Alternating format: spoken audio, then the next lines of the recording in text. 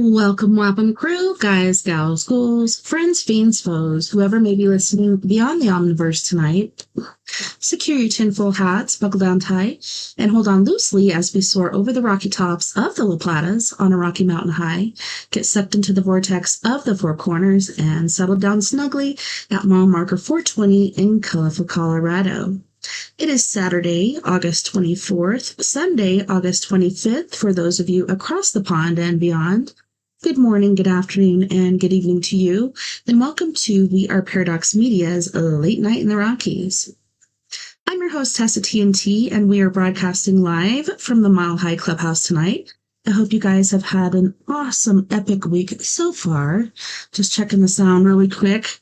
I had to hop on here like last minute. I was into downloading all these TikToks and stuff that I've saved on my phone, but haven't quite saved on my computer. So yeah, I looked up and it was like 1 minute till kickoff. I'm like, holy shnikes.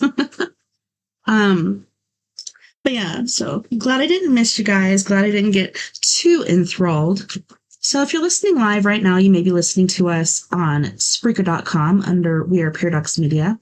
You can also find us on KPNL Radio, which you can find at KPNL Radio at kpnl-db.com, as well as eTalk Radio, which you can find at etalk.tv/radio. If you like to watch as well as listen, you can find us on Facebook under We Are Paradox Media. You can also find us on YouTube under We Are Paradox Media, as well as Twitch under We Are Paradox Media. I bet you couldn't guess that, huh? If you want to listen in your free time, whether you're working it or working out, just tune into us basically wherever you listen to your podcast, and you'll be able to find us there. So let us get here to presenting.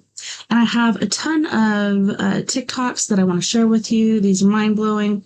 The last one was from the Lionsgate, so that was 888.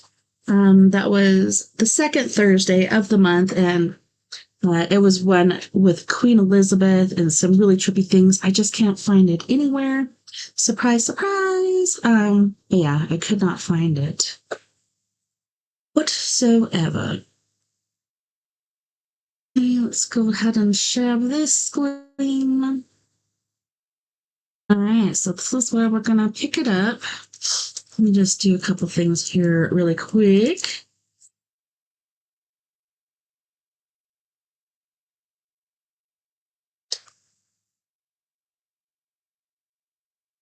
All right. Oh, I got to change this over to this one. That way Spreaker can hear our videos as well.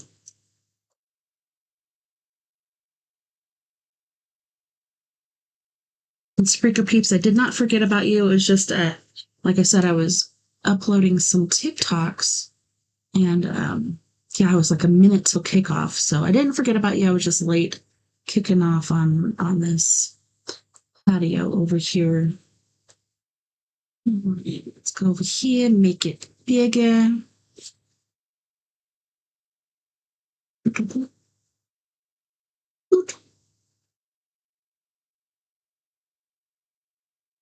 And it's funny too, let me go back here. I was looking on here and I was like, oh, what the heck? Because all I could find was all my Chapel Roan videos that I've been liking lately. And I'm like, what? This is not going to do. She is amazing in her element. So we'll start here right after our Chapel Roan. I'm so tempted to play one just because I love her so much, but let's go ahead and kick into this one. Pause it. My goodness. Pause. Make it bigger. What that should do is, yeah, that's good. So, this is a massive deep sea video. This shark is supposedly prehistoric, and this is from Oceans of the Earth. These guys are pretty darn epic. Let me look how it looks on the screen over here. Yeah, I'm going to go ahead and fix that. Take us back down to 25. Because that gives us the biggest video that we can get. All right, let's go. Check this critter out. This critter is crazy. My goodness. That is amazing.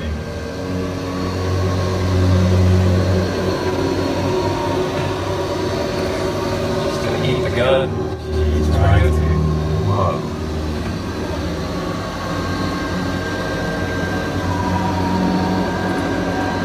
Nice positioning. I'm a sub-captain.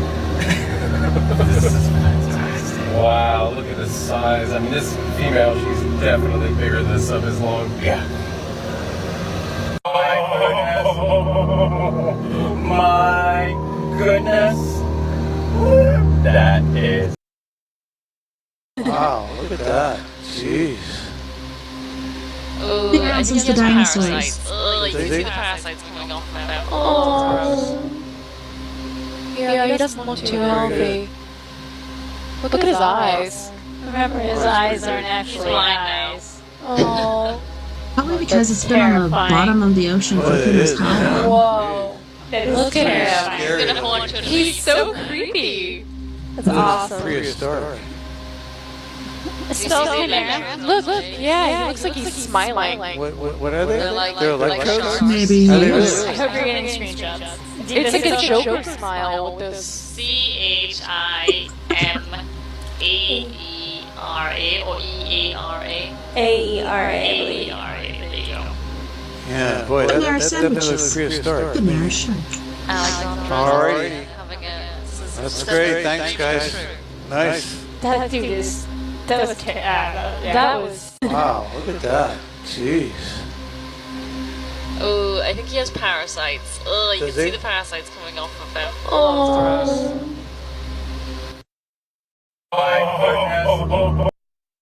Wow, look at that. I mean, if Neuralink wasn't already scary enough, Elon Musk has just said that they are now working on the ability to help people that have lost limbs by attaching parts. Okay, so this could get really, really hairy scary. Do we really need that? The money that is in politics right.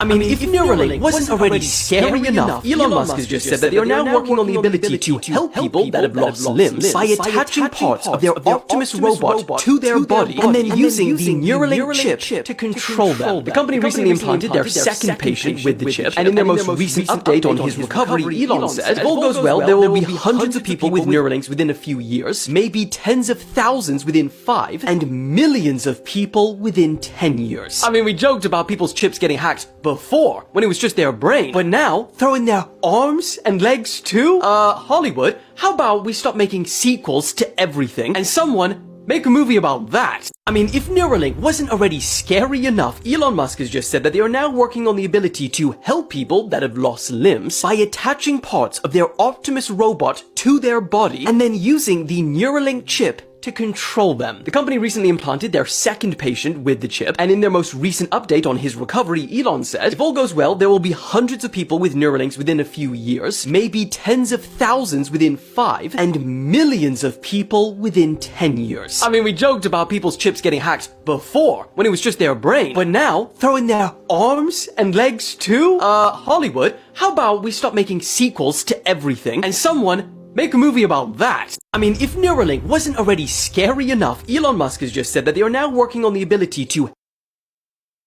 The money that is in politics right now is absolutely mind-blowing. See, today's the last day of the Democratic National Convention, but you want to know how much corporate sponsors paid to attend this event? Well, the penthouse suite in the stadium cost them $500,000, the club level cost $1 million, and the most expensive is $5 million. Chris Cuomo attended the event as corporate media, but even he said, Greg, look at the ring of suites, okay? This is not unique to Democrats. There is a game of money. We are strangled by the money reality in our politics. Those suites start at 500 grand. The media boxes, you think they're free? Why do you think I'm on the floor? We don't have one of those boxes because that's the game. You pay to play. those boxes are filled with the same people that they say they're going to regulate. Wow, look at that. Gee. I mean, if the money that is in politics right now is absolutely mind-blowing. If you live in the UK, you might want to watch this. Everyone who doesn't... Spoitus. I'm not a big fan. I actually desensitized myself by reading up on all different kinds of tarantulas. Tarantula was my very first scary spider incident. I was on a pallet as a baby by a pond in Arkansas, and this giant tarantula was just like slowly crawling at me. My second scary experience was a wolf spider laying eggs behind my ear after digging a little cubby hole there, which made me really sick, but I desensitized myself. But I'm pretty sure I'm going to get the heebie-jeebies from this one. Who doesn't like spiders is now being warned to keep your windows shut at all times for the next 4 weeks. That's because from mid-August, which is now, until early October is the time when spiders start coming in your house. And I mean that literally, because that's where they go to mate and have babies in your house. And it says here that once inside, the females usually stay where they are, and they wait for the males to find them. Meaning that if you do see a spider charging across the room or the wall, it's almost certainly a brother. Your house is literally turning into a spider brothel. Not even joking. So, shut your damn windows. If you live in the UK, you might want to watch. The US... And that's not just the only bad thing going on over there. I don't know if you guys have heard or not, but people being arrested for hate speech, which it could be the smallest thing. It could be a joke. It could be whatever. Getting years and years, 2, 3, maybe 4 years for hate speech. But, you know, the people that have gone over there to live, immigrants, etc., or even people that are from there that are raping children or women are getting a slap on the wrist, getting a few weeks, maybe some house arrest going on, but it's just redonkulous. The UK is really losing its ish, and perhaps that's why we came over here to create our own country in the first place. The US government has just released a long-awaited report on fluoride exposure, and it concluded that drinking water containing more than 1.5 milligrams of fluoride per liter is consistently associated with lower IQ in children. For perspective, this report marks the first time ever a federal agency has determined with moderate confidence that there is a link between higher levels of fluoride and lower IQ in children. Now, here's where things get interesting, because since 2015, the federal health officials recommended a fluoridation level of 0.7 milligrams per liter of water. The World Health Organization has set their safe limit as 1.5. Yet, the report says that about 1.9 million people in the US are on water systems with naturally occurring fluoride levels of 1.5 milligrams or higher. But what's even more interesting is that the current enforceable maximum contaminant level is all the way up at 4.0 milligrams per liter. That's more than double the World Health Organization's safe limit and more than 5 times the federal health officials. And what's more is that this 4.0 milligram standard is designed to prevent things like skeletal fluorosis, which is a potentially crippling disorder that causes weaker bones, stiffness, and pain. Now, on the flip side, the report did not come to a conclusion about the risks of lower fluoride levels, because remember, that's also a consideration, saying more study is needed. It also did not answer what high levels of fluoride might do to adults, because this was primarily focused on children. And for anyone who isn't aware, fluoride is a mineral that naturally exists in water and soil. And about 80 years ago, scientists discovered that people whose supplies naturally had more fluoride also had fewer cavities. In 1945, Michigan became the first state to start adding fluoride to tap water. 5 years later, federal officials came on board and endorsed water fluoridation to prevent tooth decay, but then continued to promote it even after fluoride toothpaste brands hit the market several years later. And while yes, you can ingest fluoride from a number of different sources, according to research, drinking water is the main source for Americans. The US government has just released They've just developed the first DNA hard drive Microsoft has. 1 gram of DNA can store 430. And this page is Forbidden Knowledge. That's a 4. BIDDE knowledge, if you're interested. Go over there. He's got all kinds of epic stuff on there. 3 petabytes of data. So they've created a digital DNA hard drive. So now we have the capability of transferring consciousness into a storage capacity. We can literally take a skin cell from your body, create a clone of you up to whatever age specified, and then transfer your consciousness from your body, your mind, into that new avatar. They've just developed the first DNA hard. For grief and things like that, depression, it goes to positive affirmations. That's why I wrote a song called Affirmations. I think it has millions of streams on Apple Music and everything else worldwide. And so this affirmation song, what it does, it empowers you by reprogramming yourself on a positive high frequency level, because the cymatic frequencies that are coming out of your vocal box, they sound like words though. We call them words, but they're actually frequencies. Those frequencies vibrate at a specific range that actually excite the cells in your body. And those cell excitements actually create a change in the way you see yourself, the way you feel yourself. Emotionally, starts to release different hormones in the body. And scientists did an experiment. If you speak positive affirmations out loud to yourself at least 3 times a day with real feeling and emotion behind it, in 21 days, you actually rewrite your DNA. Scientifically proven. And what is the trick? I do apply that. Yes. And sometimes it goes back to what you said earlier about that faking idea, which I think is, in my opinion, part of it. You got to do it until you do feel it. Yeah. And is that part of it? Because like, how do you personally pull up that emotion? Maybe it's just like clockwork for you now, but what is that step to actually feel it as opposed to just saying it? Because it's a heart-mind connection. I feel is like Dispenza always says. I feel like is the important connection. I kind of feel like that's what you're saying. Yeah. How do you feel that? For grief and things like that, depression, it goes to positive affirmations. That's why I wrote a song. And then you go over to the land. Now I gotta look and see, and I'll do this on break. I won't put you guys through it, but he actually wrote a song. Like, doesn't this guy write a myth? I'm curious. Of ancient Kemet. Kemet existed in a golden age for a very long time. They have achieved such a high level of technology in that civilization that people didn't have to work. They were focusing on arts and crafts, seeking their inner selves and travel, going around the world, not just going around the region, literally traveling around the world and having a great life experience. They didn't even have a military or police force. And that eventually was their downfall, was that some people came and say, hey, wait a minute, these people, they just over here smelling roses, man. Let's take it. And that's how they got taken the first time. It was unfortunate. Egypt, ancient Kemet has been overthrown 7 times in history, documented. Some people say, well, how come all the races are different colors? Well, it's because they were overthrown different times. But every time they achieve this level of golden age, it's like crime disappears. Even the Dogon tribe that was the original inhabitants of the land of Kem, which are now in Mali, no police force, no military, 0 crime, 100% peace, still to this very day. And then you go over to the land of ancient Kemet. Kemet existed in a golden age for those beings that Admiral Byrd encountered in Antarctica when he went down there with Navy ships, and one was destroyed. And he said in a public announcement that we're facing a new type of enemy, one that can go from pole to pole with exceptional speed. The reason why he said that is because these people down there are the same people that Major Ed Dames told me about. They can go and come as they please, and no country can stop them. These beings weren't born here. They weren't raised here. They're not from Earth. They came from somewhere else, and they're still here, still engaging mankind. One thing that's interesting, Buzz Aldrin made a very cryptic tweet when he went down there at the same time that a lot of leaders of the world went down there a few years ago. He said that these beings are evil. We're facing the ultimate evil. And that tweet got copied and went viral all around the world. So we're looking at a place in Antarctica that was in a more tropical environment that had a pole shift of the crust of the Earth, where 2 tectonic plates shifted at a very rapid pace, and that landmass moved there very rapidly, creating a gigantic tsunami that covered the land with all that cold air and flash froze those animals and all the technology and ancient civilization that is there, which is why they're down there with every single base from every major country in the world is there right now around that hole. I know, isn't that insane? And the Rockefeller Foundation has a base there, by the way. It's the only one that's not a country.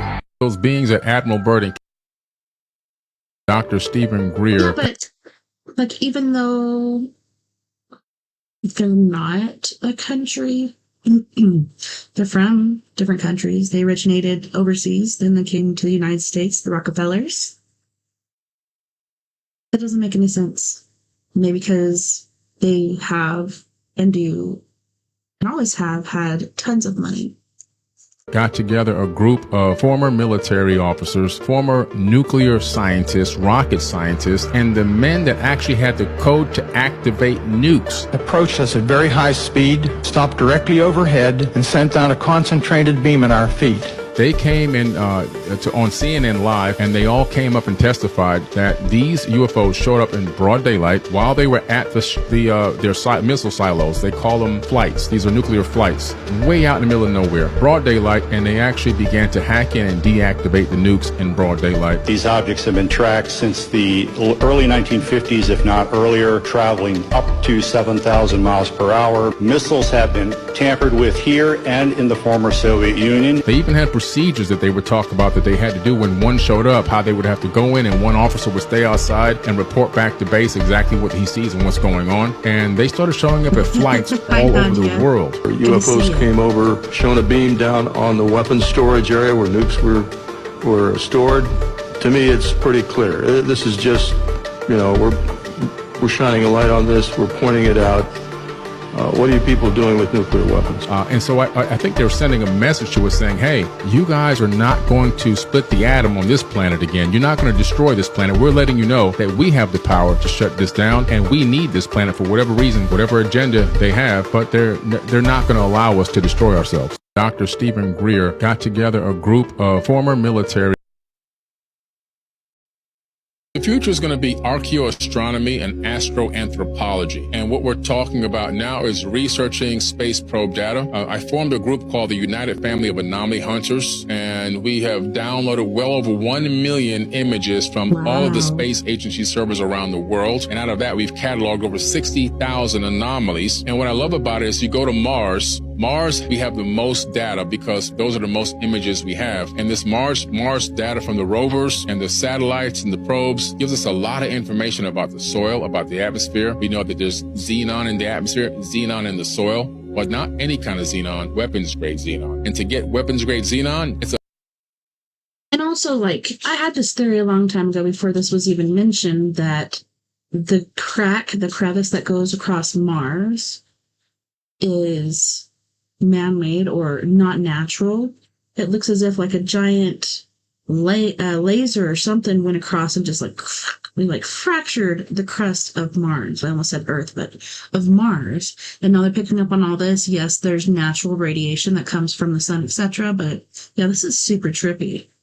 It's a byproduct of a nuclear war. So Mars truly was the god of war. There was an ancient war on that planet which destroyed everything there. We find anomalies there, things that are out of place, objects that shouldn't be there. The future is going to be archaeoastronomy and astro. Trippy. We finally come to the realization of the Anunnaki and understand that it was real and these civilizations existed that were very advanced. You would see a surge in our advanced technological age, not just in AI and robotics, because that's very surface. That's a danger in some ways, but also a blessing, and it's a blessing and a curse, right? Because it can help a lot of people that need assistance, but also it can dominate us if we're not careful. But I think the true understanding of the ancient past puts us in a situation where we don't make our same mistakes. The Anunnaki even they talk about in one of the tablets very briefly about fashioning people. And it was shot down. The idea or concept about making people from scratch, almost making them out of thin air, which sounds like robotics, it was shot down because one person said, remember what happened on the home planet. So something happened with these fashioned beings that was not savory, right? But if we can get an understanding of what happened in the ancient past and how we were enslaved mentally and physically and how things were oppressed and hidden and narratives were placed on us, we then can create a better future because we will now break that cycle,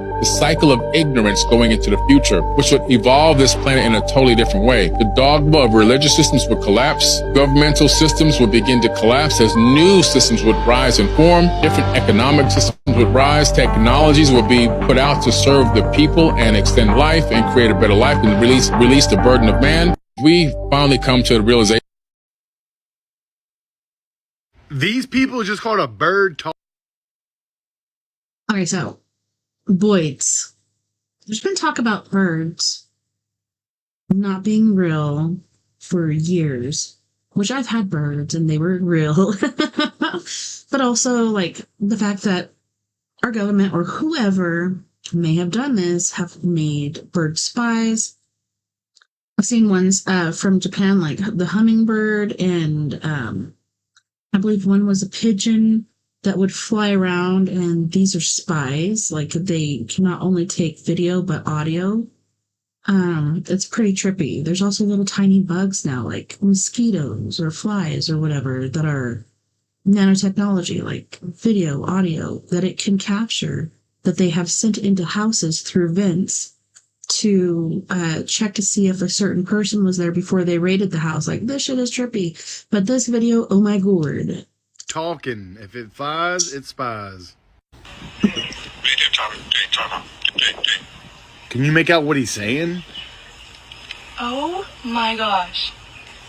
This is insane. He's talking. No!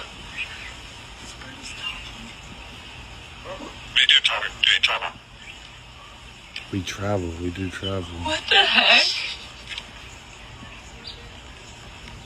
That's crazy. Yeah.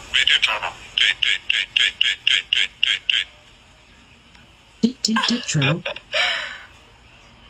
What else can it say? I don't know. I don't even know. Tweet, tweet, tweet. Tweet, tweet. The bird is actually. It is talking. I swear to God. We have video. They're listening to all of us. Be on break. He's so. Is it real? Super big surveillance program. Like a robot? Because that's a Well, I'll be pretty on break. good moving robot. What? Why is the bird? Yeah, say something. It's like a microphone It's coming out not of even- his beak. It's like saying something talk about. We do travel. Look, its eyes look Ew, like it just cameras. Wait, it just peed. It just pooed. What? Did you snap back into it, bro? Oh my gosh. Don't trust anything in the sky. I'm telling you. Careful, Willow. Okay, yeah, I was scared of him. Like, Dude, get out of here. Whoa! Strange. Don't forget, stay weird. These people just call. Stay weird. Does the Bible prove giants were real? Okay, remember the movie Moana?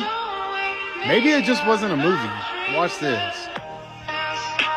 That's the real life Tafiti.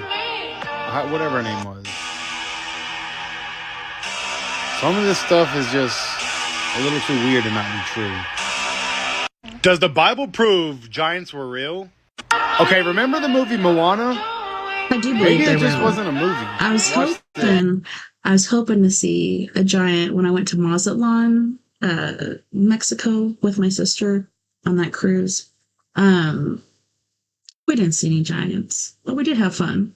But yeah, I do believe they exist. It's been proven time and time again, and there's more and more sightings all the time. Creepy. The sky just glitched in front of hundreds of people, and they got it all on camera. This is insane. Have you ever seen the sky do anything like this? Something's not adding up. Thanks What for the watching. As crap? always, stay I was weird. gonna say it looks like a sundog. The sky just glitched in front of hundreds of people, and they got it all on camera. This is insane. Have you ever seen the sky do anything like this? Something's not adding up. Thanks for watching. As always, stay weird. Creepy. Antarctica may have been way more advanced in the past than we thought. I find most striking is the presence of Antarctica on ancient maps, because we didn't discover it until 1820, and yet it's on maps drawn in the 1500s with great Explain detail, that. which again were based on much older source maps that have now been lost to us. The astonishing thing is that the so-called Pinkerton world map, it just shows a hole where Antarctica is. A Wolsey-Wooler world map drawn in 1530 or thereabouts, you find Antarctica is present. Gerontius Phineas map. That map shows Antarctica exactly where it should be. There's Antarctica at the tip of America, just south of South Africa. And what did they call it back then? Well, they call it the Southern Land. And it's larger than it is today, but it was larger than it is today during the Ice Age. Antarctica was a much bigger. Now, what the fuck is it doing on a map drawn in the 1500s, which we know was based on older source maps when nobody knew it existed in the 1500s? To me, the obvious answer is we are dealing with the weird. fingerprints of a lost civilization. Antarctica may have been way more advanced in the past.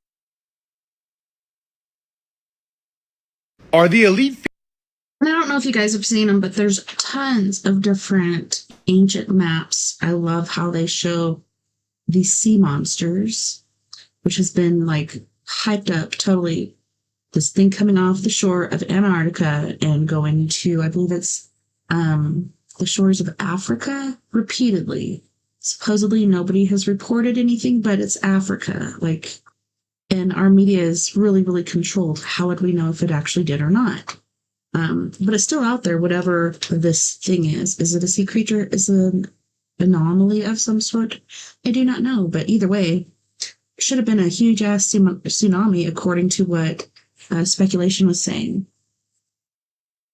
It's crazy. Just like the food we eat. Other countries, it's illegal. The food we eat here is redonkulous. It's not even considered food. It's feeding us fake food. I eat these apples all the time.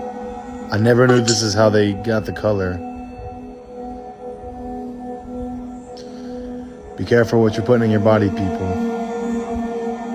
This is insane. The whole piece of fish. Just gone. Look at that. It's like a rubbery watermelon.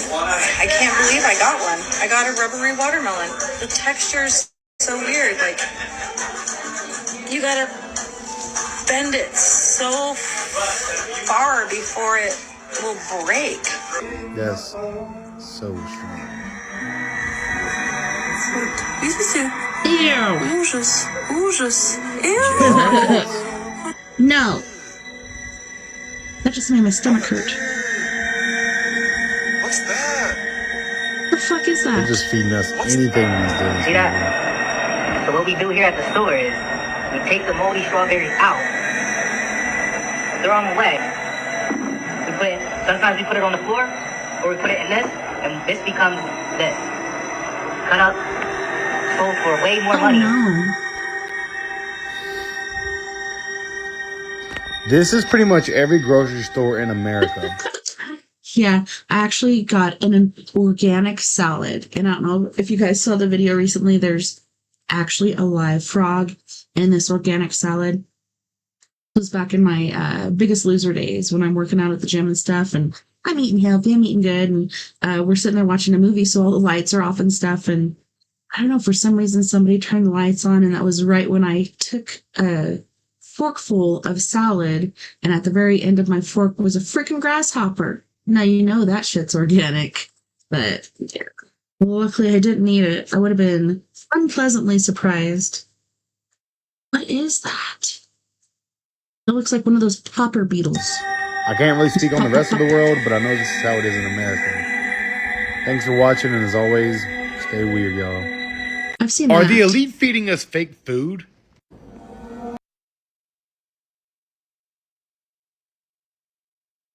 Maybe actually everything is just a distraction.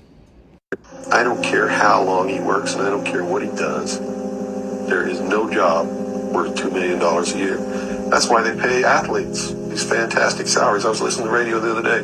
They just contracted to pay one player on one team $6 million a year. Can you believe this? And why is that? It's the Roman circus. What does the emperor do when the people become restive, when the people are asking questions, and when the people don't like the policies of the emperor? He sends them to the circus. He creates a circus. He builds a giant coliseum. And he begins to throw the Christians to the lions. And he has great chariot races and football games and basketball games, and all to keep the idiots preoccupied with things that don't mean anything in the scheme of the entire world, so that they don't have the time to learn what the truth is, so they don't ever get smart enough to learn how they're being manipulated. As always, thanks for watching. So they Stay don't weird. ever question the emperor. Maybe actually everything. Don't question the emperor, y'all. There is a secret hidden place in the pyramid, which no one really knows about. So we went into this secret place in the Great Pyramid, and in this place, you can hum, any type of vibrational noise that you can make with your throat. It is amplified, and the sound goes all the way up the chamber and comes all the way back down. And the cymatics from this frequency hit your body and can actually bring people to enlightenment or even out-of-body experiences. When I was inside of this secret chamber, I was humming. My body almost disappeared, and I felt like I was inside of one of the most deepest meditations that I've ever been in. That oneness feeling that you get. There is so much energy in Egypt. There is a secret hidden place in the pyramid which no one really knows about. We went and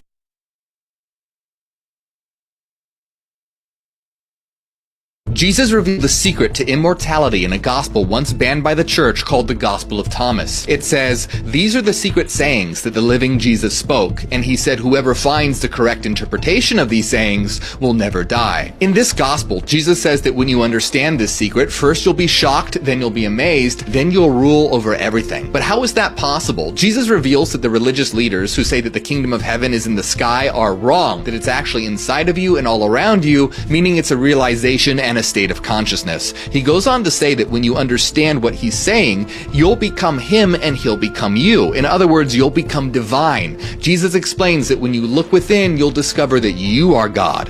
This realization means that your true self is immortal. Your body can still perish, but what you actually are is eternal, divine, and limitless. And since we are all God, the entire universe is our kingdom to rule. Heaven is right here in front of us, and it's up to us to create it. Jesus revealed the secret to immortality in a gospel once banned.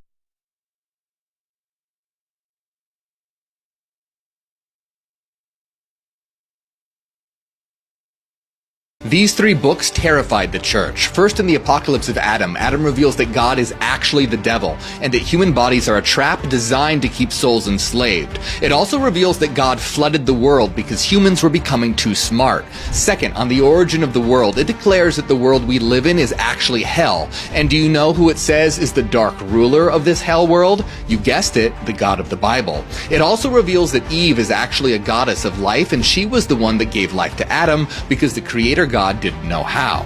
Third, in the secret book of John, Jesus reveals the existence of a higher God known as the One that's in. Okay, so what?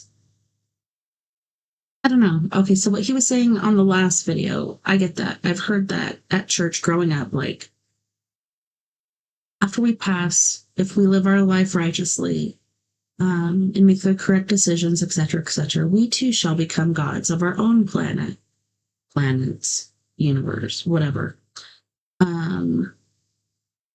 But if God could create Eve, why the crack could he not create Adam? So this to me is not adding up. But let's continue. It's infinitely more powerful than the God of the Bible. Like Adam, Jesus reveals that the Creator God is evil, who is trapping pieces of the One in bodies. The One is the ultimate reality, the source, and this text explains that humans possess a fragment of the One capable of awakening and transcending the material world. These three books terrified the church. First, in the Apocalypse of Adam, Adam reveals that God is actually the devil. There's this.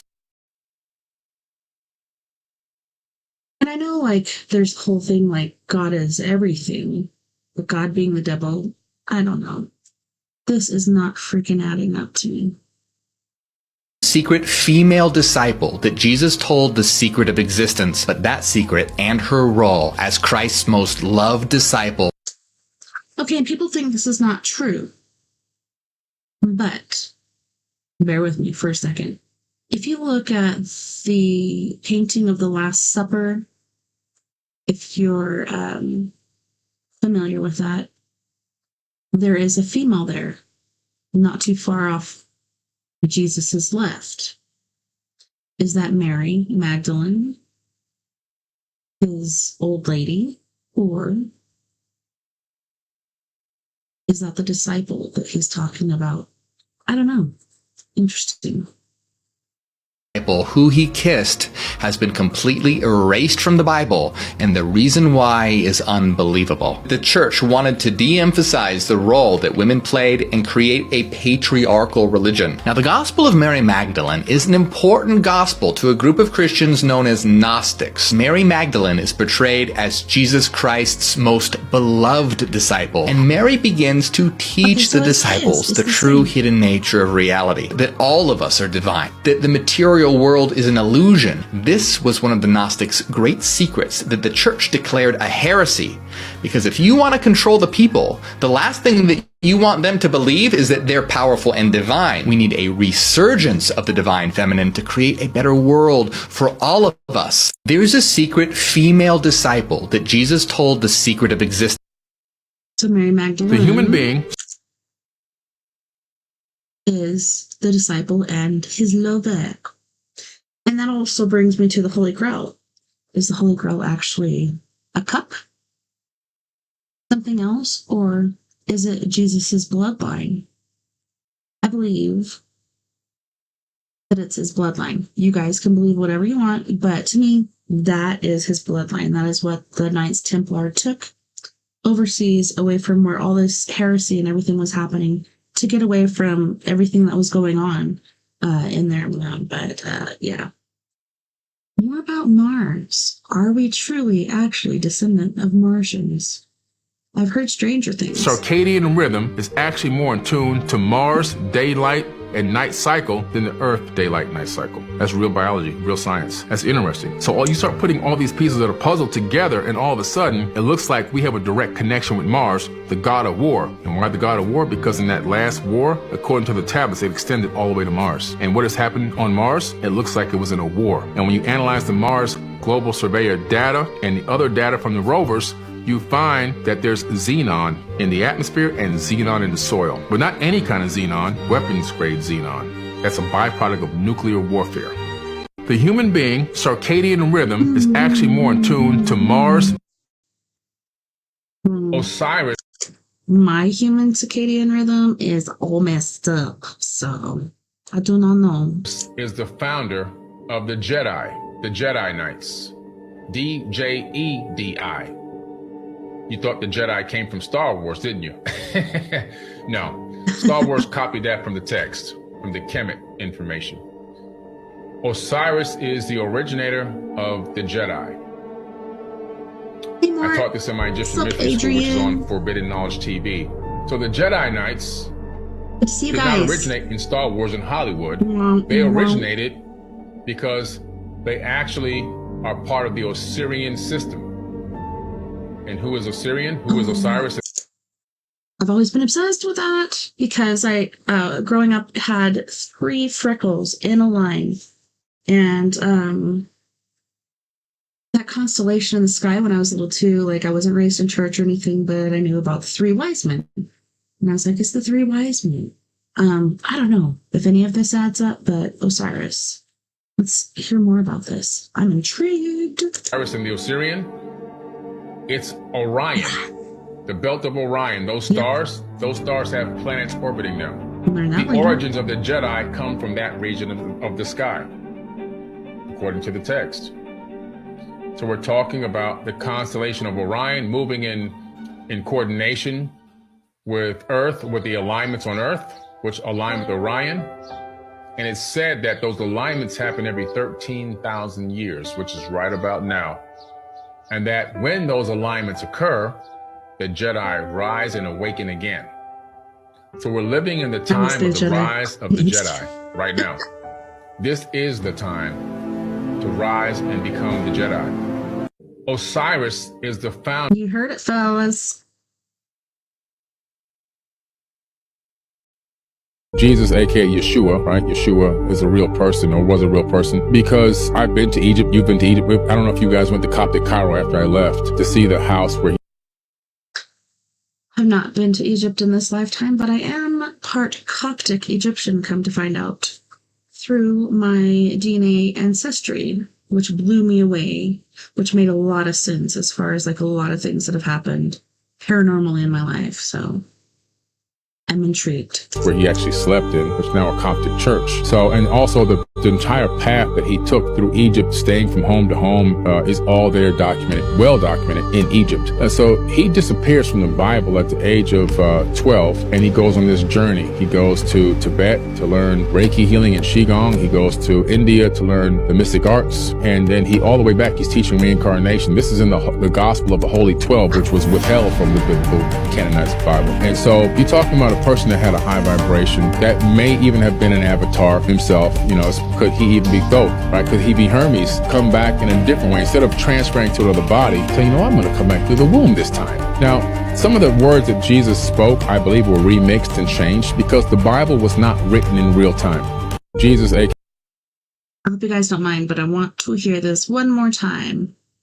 One more time. Yeah, Yeshua, right? Yeshua is a real person, or was a real person, because I've been to Egypt, you've been to Egypt. I don't know if you guys went to Coptic Cairo after I left to see the house where he actually slept in, which is now a Coptic church. So, and also the entire path that he took through Egypt, staying from home to home, is all there documented, well documented in Egypt. So he disappears from the Bible at the age of 12, and he goes on this journey. He goes to Tibet to learn Reiki healing and Qigong. He goes to India to learn the mystic arts, and then he all the way back he's teaching reincarnation. This is in the Gospel of the Holy 12, which was withheld from the biblical canonized Bible. And so you're talking about a person that had a high vibration, that may even have been an avatar himself. You know, could he even be Thoth, right? Could he be Hermes, come back in a different way, instead of transferring to another body, say, you know, I'm going to come back through the womb this time. Now, some of the womb for one.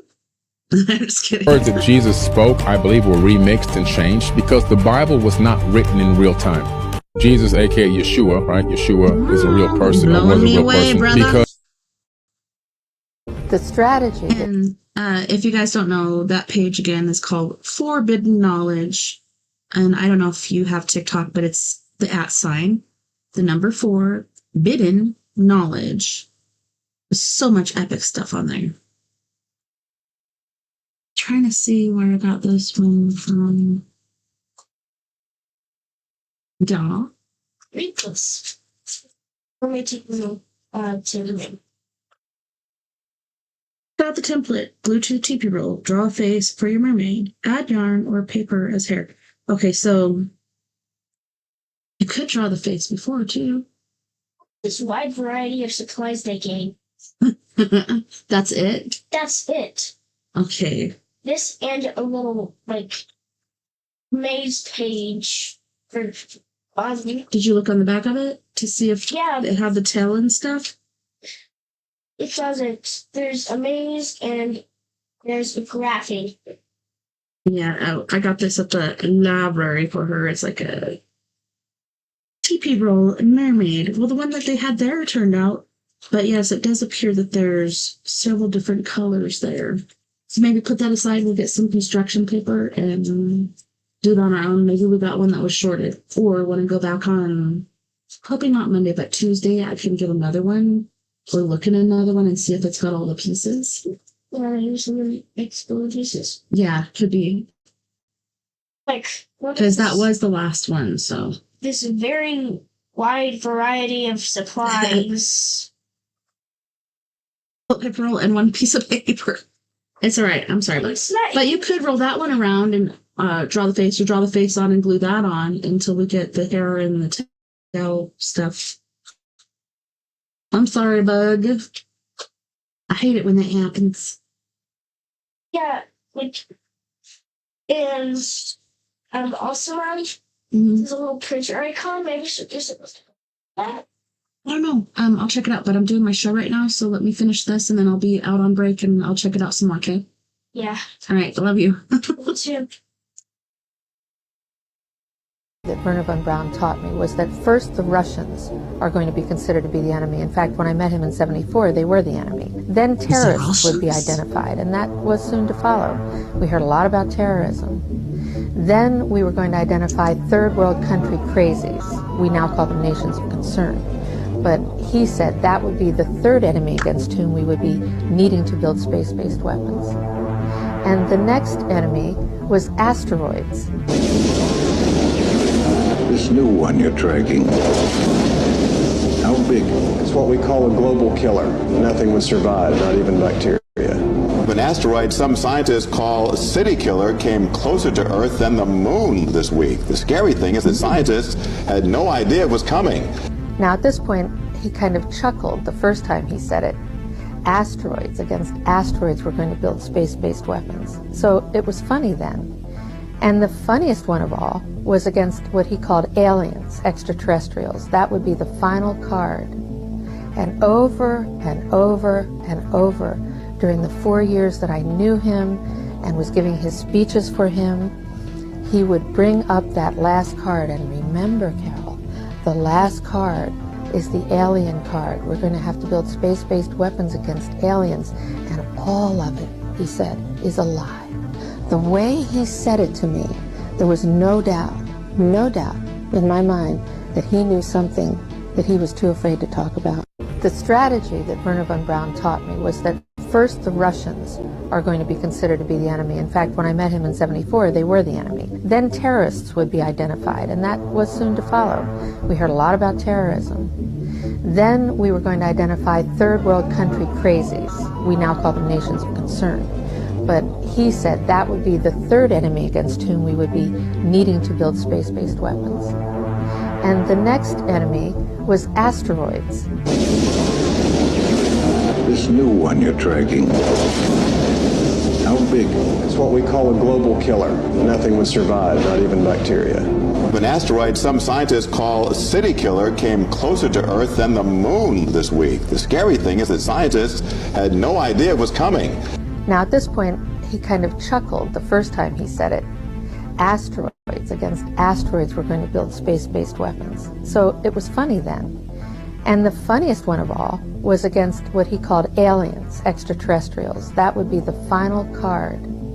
And over and over and over during the 4 years that I knew him and was giving his speeches for him, he would bring up that last card. And remember, Carol, the last card is the alien card. We're going to have to build space-based weapons against aliens, and all of it, he said, is a lie. The way he said it to me, there was no doubt in my mind that he knew something that he was too afraid to talk about. The strategy that Werner von Braun taught me was that first the Russians are going to be considered to be the enemy. In fact, when I met him in '74, they were the enemy. Then terrorists would be identified, and that was soon to follow. We heard a lot about terrorism. Then we were going to... For those of you who don't know, Werner von Braun was the creator, the pioneer of NASA. He sent rockets into space. He sent probes to Venus. He was also part of NASA's Antarctic expedition that found the firmament. And before his death, his conscience had eaten him up. For on his epitaph, his last words to the world were, "The heavens declare the glory of God, and the firmament showeth his handiwork." Now the magnitude of that verse is because a belief in the firmament is a belief in the enclosed system. Nothing comes in, nothing goes out, especially rockets. For those of you who don't know, Werner von Braun was the creator.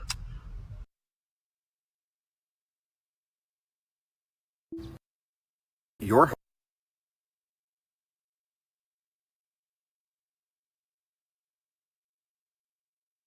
All right. So we're going to put a pause on that, a little pause for the cause. I hope you guys have enjoyed it so far. It's been pretty damn epic and mind-blowing. But we do have to go to our first music break. I would say unfortunately, but I really enjoy our artists. So fortunately, we get to go on our first music break. On this break, we have Mr. Jeff Hilliard from the Los Angeles, California area. He's going to be singing Finger Bang Your Day, which means, basically give it that big old middle finger, or little, whichever size you got. Consensual Sex Fan, Multitude, Cock That Kills, and Silicone Wave. I believe that's it. Let me look. Yep. Guys, don't go anywhere. We'll be right back after this music break.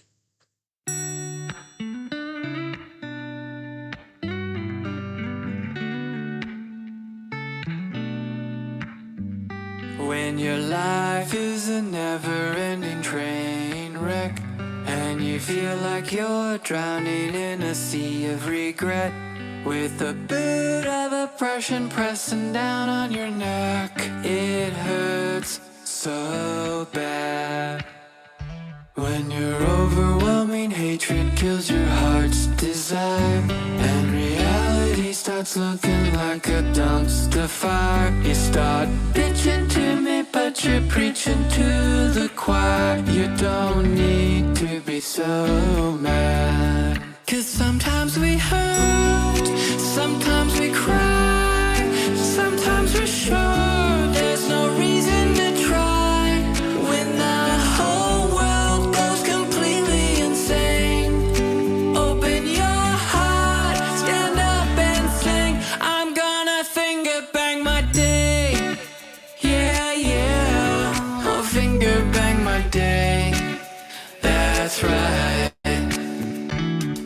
You gotta make the choice to give it all you've got, and make your day long with pleasure, really make it hot. Because your day deserves a lover that pulls out the stops. Come on, it's not so hard. 'Cause sometimes we hurt, sometimes we cry, sometimes we should. There's no reason to try when the whole world blows up in our face. What else could we do but stand up and sing? I'm gonna finger bang my day. Yeah, yeah. Finger bang my day.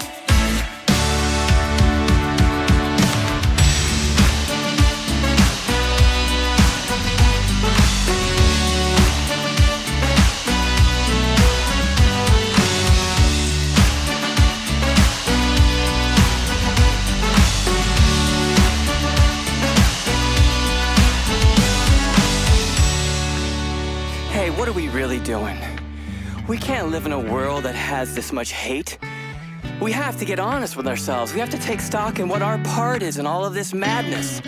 We have to let go, and we focus on giving love, setting that intention. And each and every single one of us gets up every day with the intention to give love. And we do it. We go out there and we give love every single day. Each one of us gets out there and makes love to our day, giving our day a multiple orgasm. The whole world will be orgasmic for the rest of eternity. Sometimes we hurt, sometimes we cry, sometimes we should. There's no reason to try when the whole world is fucking insane. We open our hearts, stand up and sing. I'm gonna finger bang my day.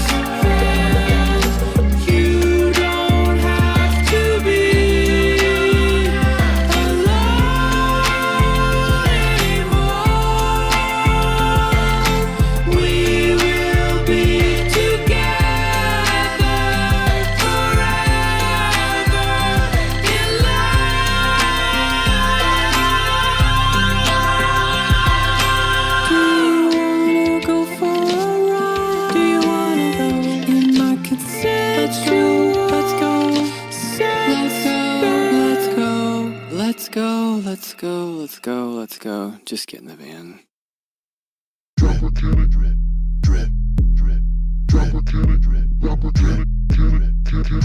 got Marlon moves, got that molar too. You think it's wrong? I could've had too long. Fuck that. Check these molar moves. You need a molar too. I can do no wrong. Back of the head long, never gonna cut it. All these hookers sweet on me. Look at them chasing me, showing me that ass. And I banged up to snatch. I do this shit for free. Go down your mom till 3. She's taking selfies with the mullet like it's history. I can't outmaneuver you with that pussy, dude. You sit like Buddha waiting on it to come to you. My lines are straight to the point. She shows me gratitude. So what's your latitude? Let's adjust your attitude. Head with a alligator, double dually Lamborghini. All up in a silly little yellow polka dot bikini. I got molar moves, I got that molar too. You think it's wrong? Back of the head too long. Fuck that. Head with a alligator, double dually Lamborghini. All up in a silly little yellow polka dot bikini. Check these molar moves. You need a molar too. I can do no wrong. Back of the head long, never gonna cut it. Alligator, double dually Lamborghini. All up in a silly little yellow polka dot bikini. You're like the butt of a butter knife cutting up panini. So climb back in your kangaroo pouch like a rolling genie. These moves are hot, these locks I got. This power cannot be disputed and it can't be bought. So you can find me in the studio with all these thoughts. You wanna buy my style, but you can't be what you're not, neighbor. I got molar moves, I got that molar too. You think it's wrong? Back of the head too long. Fuck that. Check these molar moves. You need a molar too. I can do no wrong. Back of the head long, never gonna cut it. Got that motherfucking ballin'.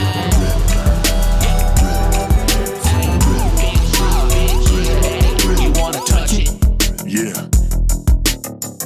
Next time you come around here with your bitch ass, just remember how my mullet makes your hoes pussy drip, drip, drip. I got molar moves, I got that molar too. You think it's wrong? Back of the head too long. Fuck that.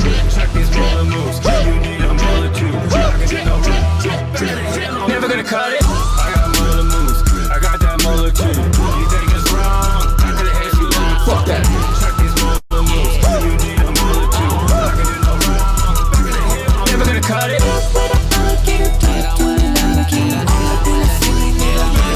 Never gonna cut it.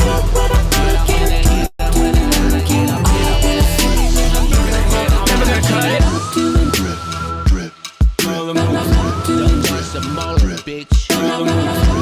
Drip, drip. Molar moves. All up in a silly little yellow pocket. Never gonna cut it.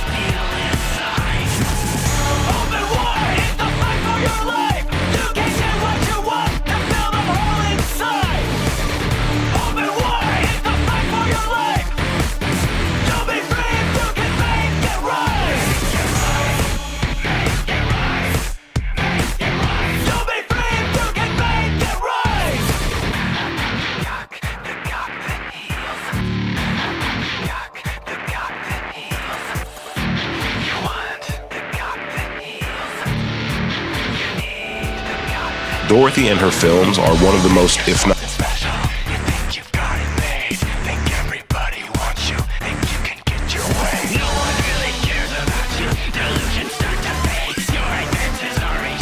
Dorothy will...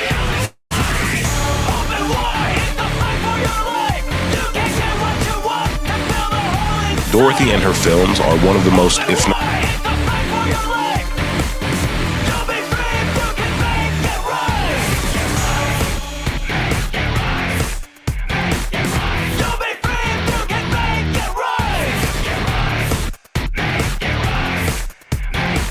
This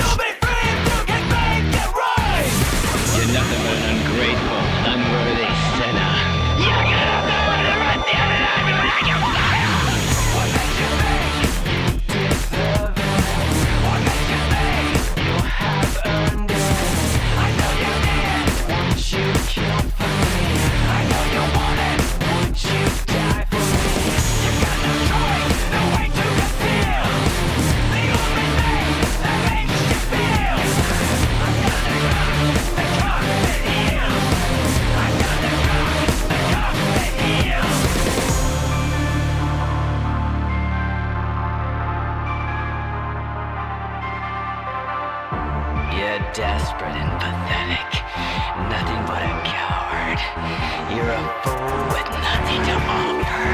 No one will ever believe you. They see you for what you are. You're just a fraud, a shell of a person. And now the power of the spirit to penetrate the demons that haunt you. They enslave you to the depths of hate. I am the son of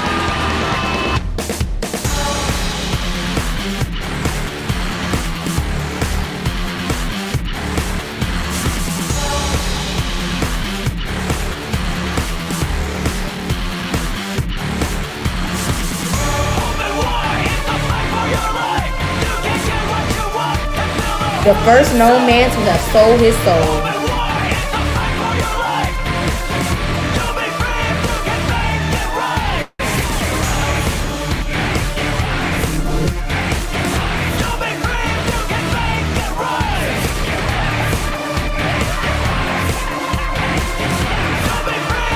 I was today years old when I found out.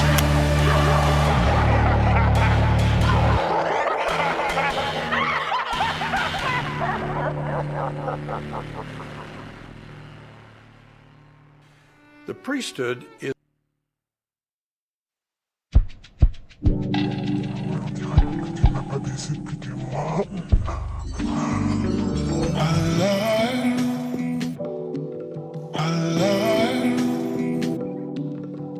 I just got a package, I can't wait to get home. I spent all day tracking the shipment on my phone, all that she was lacking.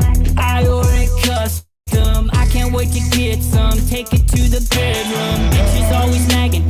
Now I got the air, I send the bitches packing, going my way. I have a new attraction, don't care what you say, it's better in every way. Now baby, it's time to play, we're gonna make us a tape and show everyone the way. Cause I'm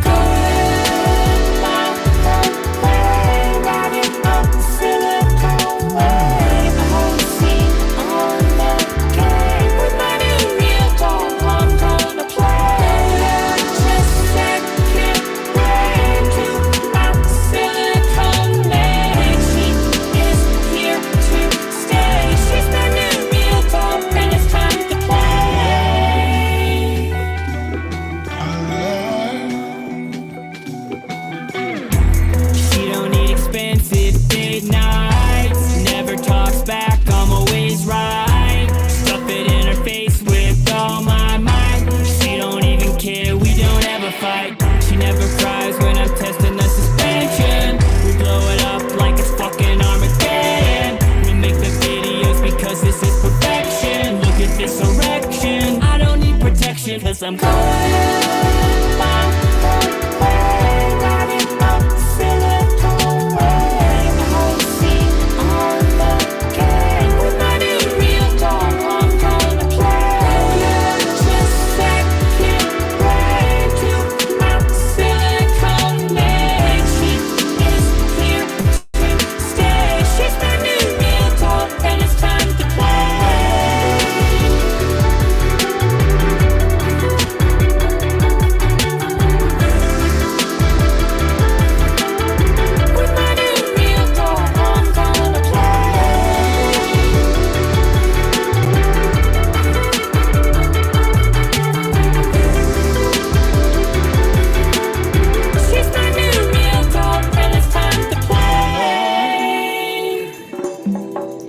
my dreams. Voulez-vous coucher avec moi? Fais-moi l'amour. Je suis amoureux. Je pense toujours à Enchanté. Tu es charmant. Ma chérie, mon Tu es futur charmant. dynastie.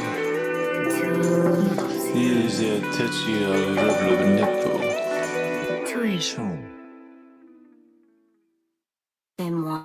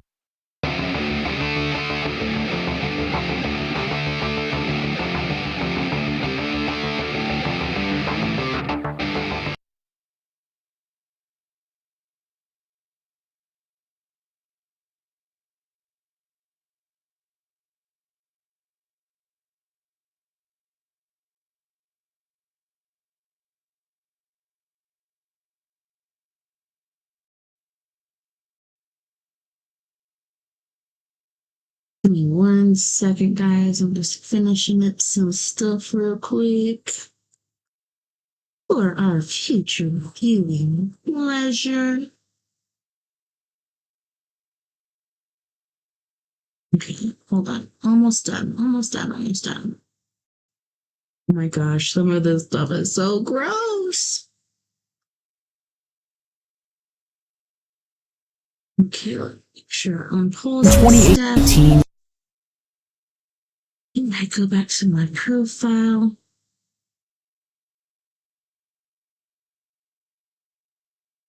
Oh yeah. Hello, I'm back. All right, let me get this stuff back to the correct area. Oh my goodness, there's so much good stuff out there. It's hard to pick what to share. But yeah, un momento, por favor. Por favor. Okay. The sky just glitched in front of hundreds of people, and they got it all on camera. Pause. Your heart. I said pause. All right, let me make this bigger. Make it bigger. It's funny you go down in percentage to make the screen bigger, but yeah. Thanks so much for joining me tonight on We Are Paradox Media's Late Night in the Rockies. We've been doing some trippy TikToks. Hey, Sandra. Beautiful sister Sandra. Great to see you. But yeah, we're going to get back into them. I hope you guys are prepared because this shiz is pretty trippy. Pretty awesome as well. Like, I don't know. Keep your mind open and let's check this stuff out. So this is talking about we have 3 brains. And I know, like, head, heart, soul, but like your gut, your heart, your head. These are 3 different intelligences, I'm assuming is what he's going with this, but let's get into it. Heart can predict the future. Foremost, if you didn't know, you have 3 brains. You have your head brain.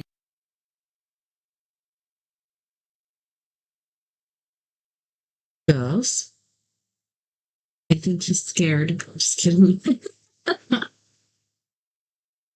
Your heart brain and your gut.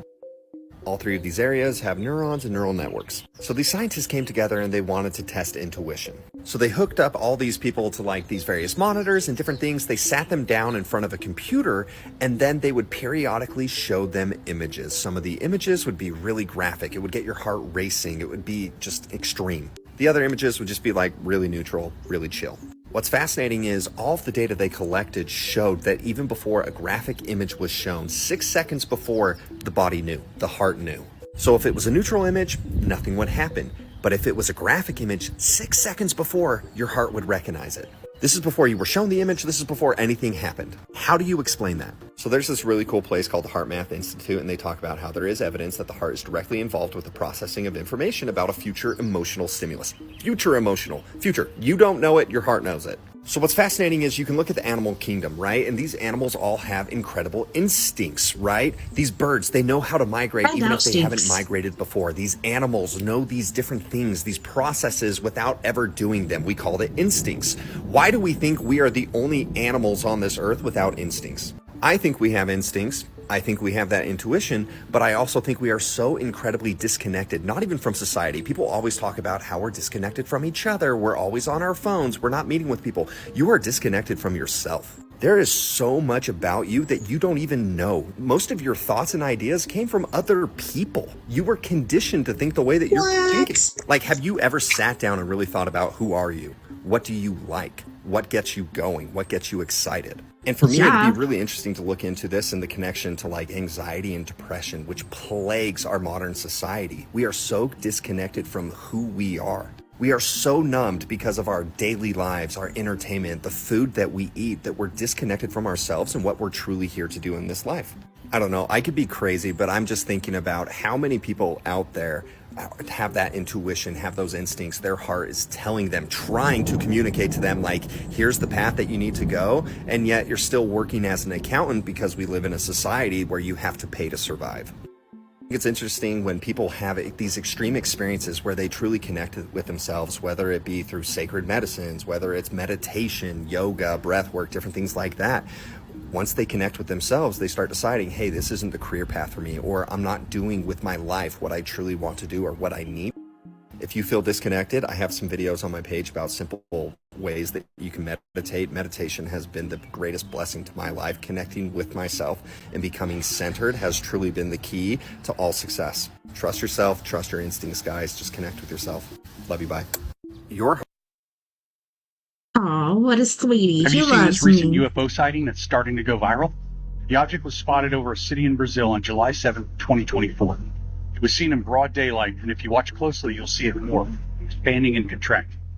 Was this a non-human intelligence I know, it's craft? so weird. What do you think it was?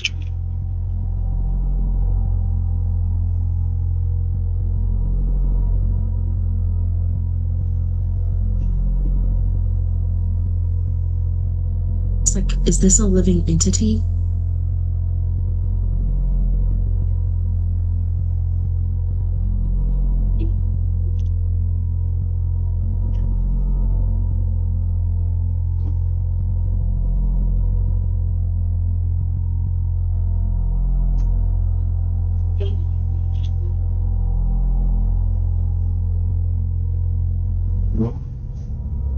If And this someone sighting could say, is like- legit, then this might be the clearest UFO video we've ever seen, because every other video looks like it was shot with the same camera they filmed Charlie Chaplin movies with. Since Tesla... Have you seen this recent UFO? This is Boston. So what I was going to say about that is, so it's not like it was flipping this way and that and like changing its position, but it was like going this way and that, which reminds me of doing overnight security at the fairgrounds. And man, I even had a UFO sighting there this year as well. There in Durango, aka La Plata County, Colorado. I almost said California. Heck no, I ain't live in California. Anywho's, one of the very first sightings we had was a mothership. And it was this way, and then it was this way, and then it would go like this, and then this way, and this way. And me and I also saw a mothership that was like this as far as like, you know, how long it was, the way the lights looked. But this one was closer, so you could see the lights, like, looked like the lights were going around. The one me and I saw were going, weep, weep, weep. But this one was going this way, and then it'd go this way, and then it'd go like this. Like bend, this way, this way. Super weird. I'm not really sure how to explain that, or if I can explain that, but it was pretty damn epic. Dynamics' new Atlas robot. Just one day after Boston Dynamics said it was retiring its hydraulic humanoid robot, it announced the launch of a new all-electric version, and the video it shared kind of looks like something out of a horror movie. Just take a look at this. Yeah. Freaky. They also said that it comes with new AI and machine learning tools to help it adapt to real-life scenarios. Besides a refreshed design, Boston Dynamics says Atlas will be stronger and have a broader range of motion. Humans can't compete with that range of motion right there. That looked like a T-1000 from Terminator. Who's winning in this economy right now? The rich. Guys like me. You know, we have gone from having 93 billion, not 400, in 1982 to having 2.4 trillion, 25 for one. It becomes a more and more specialized market economy. It was an agrarian economy a couple of hundred years ago. Very hard, you know, to get 20 times the wealth of the next guy because you were a little bit better farmer. But if you're better at some skills now, you can become incredibly wealthy at a very young age, not because you earn the money to build one steel mill and then save it to buy another steel mill and so on. You get the capitalized value of an idea. And so the wealth moves big time, even on an anticipatory basis. For the top 400 richest people in the world to go from having 93 billion in 1982 to 2.4 trillion today just seems unfair, but at least Warren Buffett kept it real because Bill Gates would never. This is Boston Dynamics' new Atlas robot. I don't like that robot. What is that? I don't know if I Oh yeah, I also wanted to say, if you're interested in this channel, it's Mod Chicka Rewind. Mod Chicka in the house. Like, this guy is badass, but this is his rewind videos. So yeah, he's got some good stuff I'm on more there. concerned about the creature or having that much water underneath my patio. This agency is going to create the vast weapon systems of the future. That is what DARPA does. They are always 20 years ahead of anything that you or I know. So any technology that is like, what the was that I just saw and you're not supposed to have seen, that's DARPA. They were doing Neuralink in the 90s, right? They are always doing things 20 years before you know about them, because they do what is called blue sky technology. Blue sky research technology, yes. But the point of this, when you say, is DARPA doing the most advanced technology? Maybe, but maybe there's another organization like NRO. I mean, people forget there are at least 17 intelligence organization like NRO. I mean, people forget organization like Naval Research Laboratories, like the Manhattan Project. NRO. I mean, people forget there are at least 17 intelligence agencies. I would prefer it if DARPA not release any more technology. If they were the original group working on the Neuralink in the 90s, they could have that one back. Since Tesla. And seriously, like, what was underneath that pad? And like I said, like, the water, how much water is underneath there with all the sinkholes going on?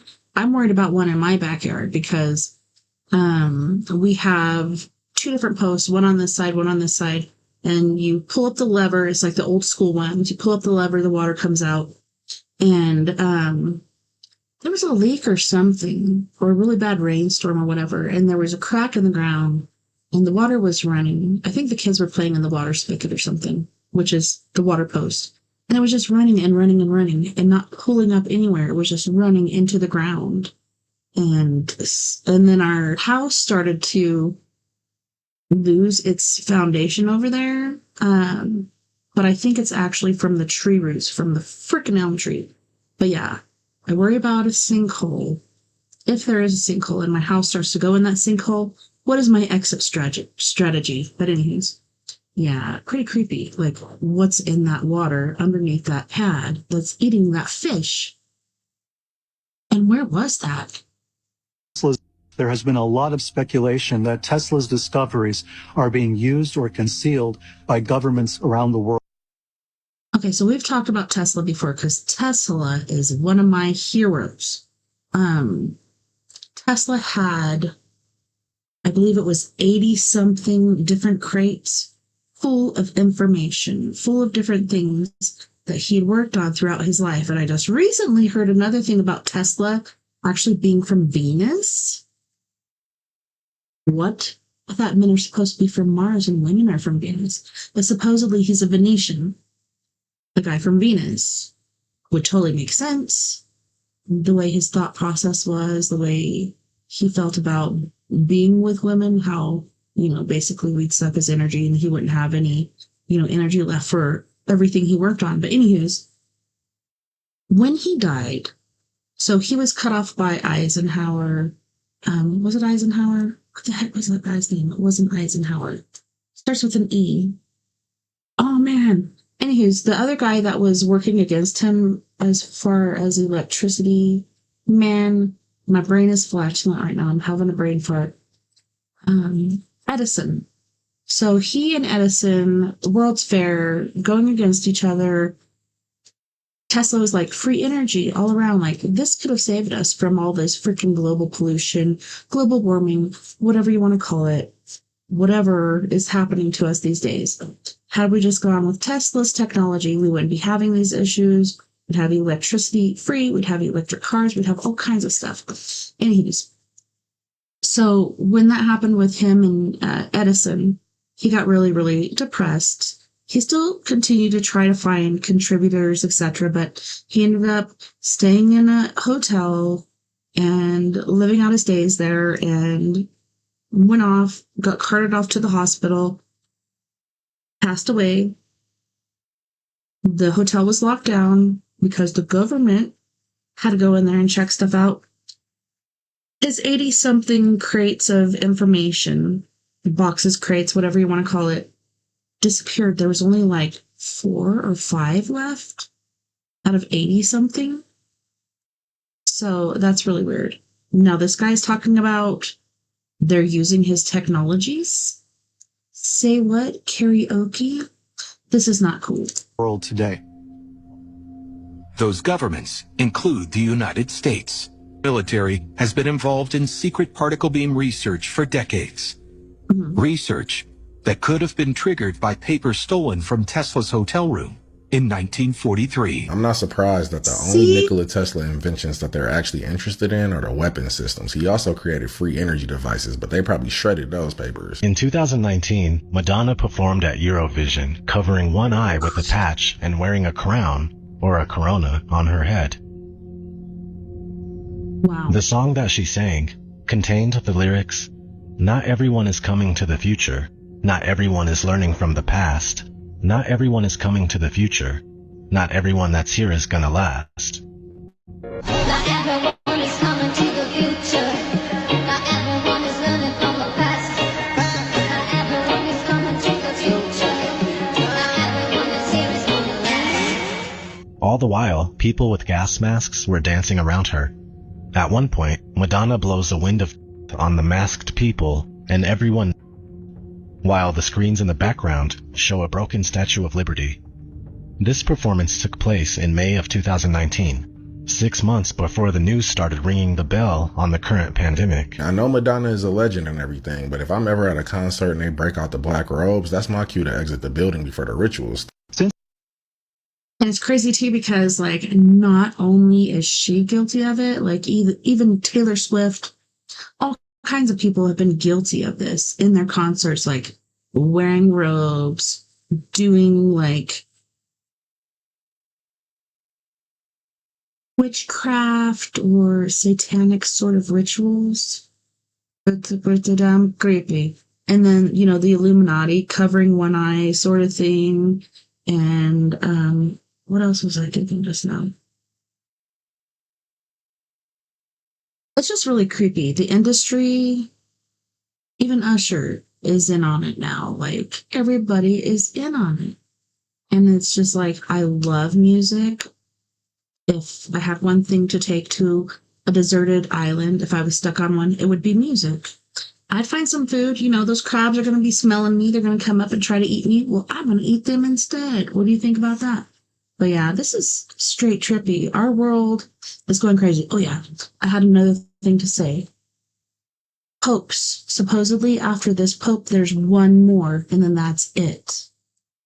According to what's going on, I believe it's one of the temples overseas. Maybe on this next break, I'll be able to look that one up and put it into our log here so we can watch that too. But it's super trippy if you think about it. That after this pope, the next is the last, and that's when the end of the world is supposed to happen. And yes, everybody's been talking about kids these days and the end of the world since the beginning of time. So it's really hard to say like what is true, what is not, but it's pretty scary if you think about it, especially seeing all these wars and everything that are happening these days. It's pretty damn trippy. Indeed. It's the food that they think is the same is not the same anymore. You know, everybody's for free choice. Whether we're liberal or whether we're conservative, we've all got that streak in us. But the fact is you cannot have free choice unless you have an informed choice. And you can't have an informed choice if they're lying about what's on the label. What about Pam cooking spray? Everybody knows what. Also, nowadays, people don't have to label anything. They don't have to put anything in there. And this, boys and girls, directs me towards meat that is scientifically grown. If it's scientifically grown, or once the pandemic happened, it was another one of those things where all the farmers were forced to kill off their livestock, kill their crops, etc., etc. We had livestock and crops coming from other countries. We're going to hell in a handbasket. Knows what Swear to Pam God. is. It's some kind of little healthy oil with compressed air that you spray it and it gets on your pan. It's not compressed air that, and they don't tell you, but it's butane and propane. People don't understand that. Just like with dabs. Okay, so that's one thing. So I worked on a weed farm, sitting there processing weeds. I learned, instead of picking the buds off delicately, you just go and all the buds come off. It's a lot quicker, but making dabs, they use butane. And then they do this process where they try to get rid of all the bubbles of the butane. Ain't all that going to get out. So not only are you smoking the shiz from marijuana plants, etc., but butane. And then we wonder, why Gen Z, is it Gen Z? I believe it is kind of not all there because they're so hardcore on dabs. I'm not a big dab person. I cannot, especially after I got COVID. I would die. But yeah, there's butane in that shit, boys and girls. I hope you know that. It's pretty yuck. That they are spraying lighter fluid on their children's hotcakes. Pair this with a Teflon frying pan and those pancakes will turn you into a human Zippo. New robot just dropped. Meet Figure 2. This humanoid robot is sleeker than its predecessor Figure 1, having tucked away much of the exposed wiring. 6 onboard cameras provide the Figure 2 with its view of the world, and hands with 10 fingers and 16 degrees of freedom will have what Figure... It's the food that they think is the same is not the same anymore. Everybody's for free choice, whether we're liberal or whether... How do we go from food to robots and stuff? Oh, okay, so we're back at the beginning. I was about to say, what the heck is happening right now? That robot is super trippy. Kaut ko šādu redzu pirmo reizi mūžā. Tie ir kukaiņi. Pilns it's not snow. Miljoniem kukaiņi. Tā kā visa zeme ir kā ar sniegu. In July? Holy shit.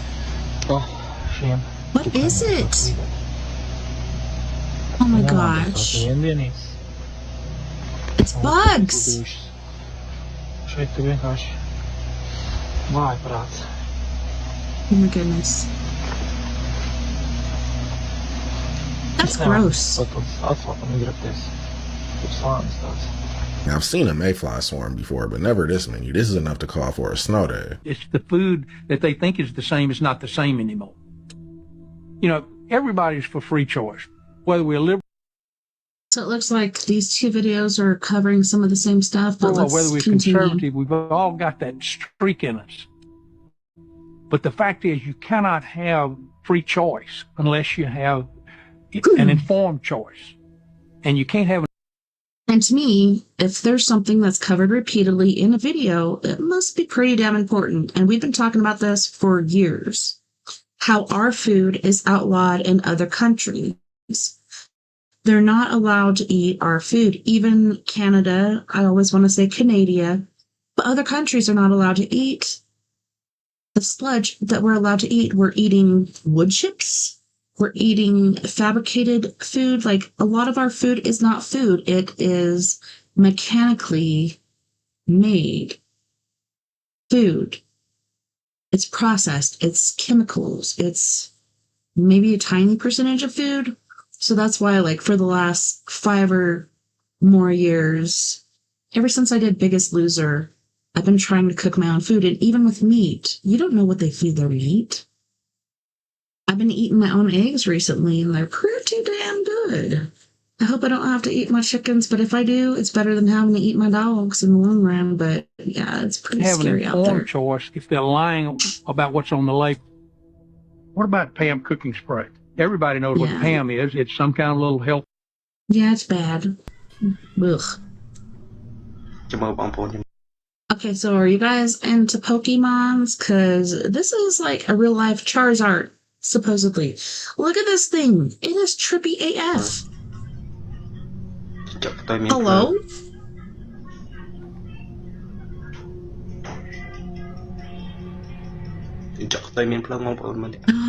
Is the other one? Oh.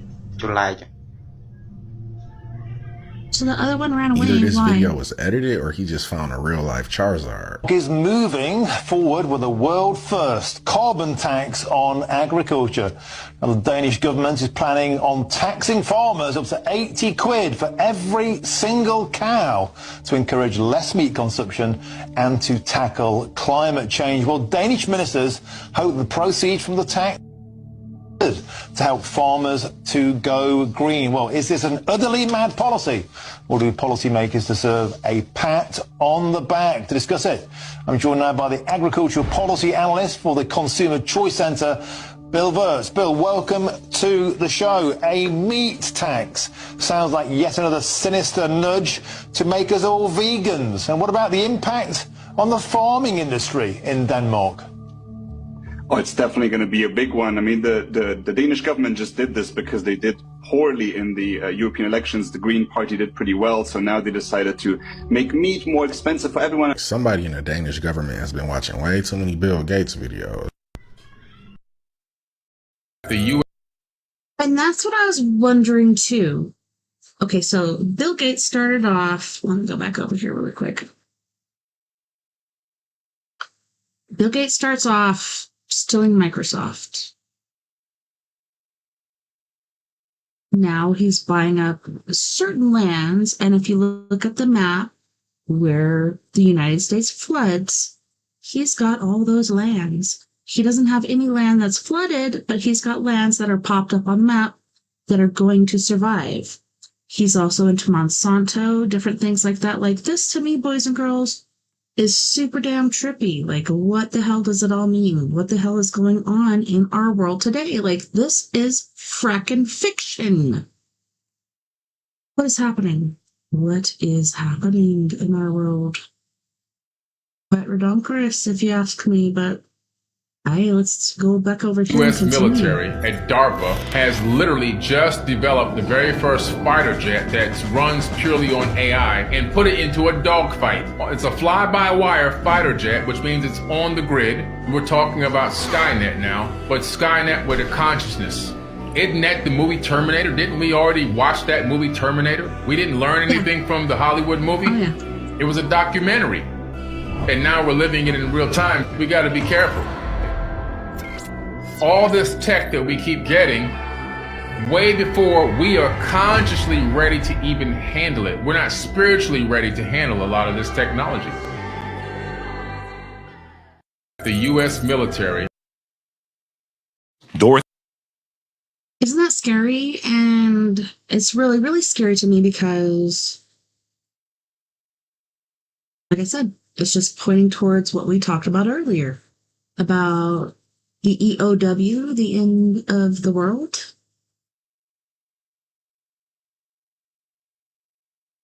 AI. So, I don't know. You know, if we had AI tanks, Ukraine would really like that right now. AI planes, Ukraine would really like that right now. Are we really doing the right thing by backing up Ukraine? It seems like it because that's what we've been fed, but is it really okay? Are they just defending themselves, or was this started just like the Vietnam War and other wars for the betterment of ourselves as far as different things that we can get from these different countries? Titanium, oil. Wait, what? What are we looking for?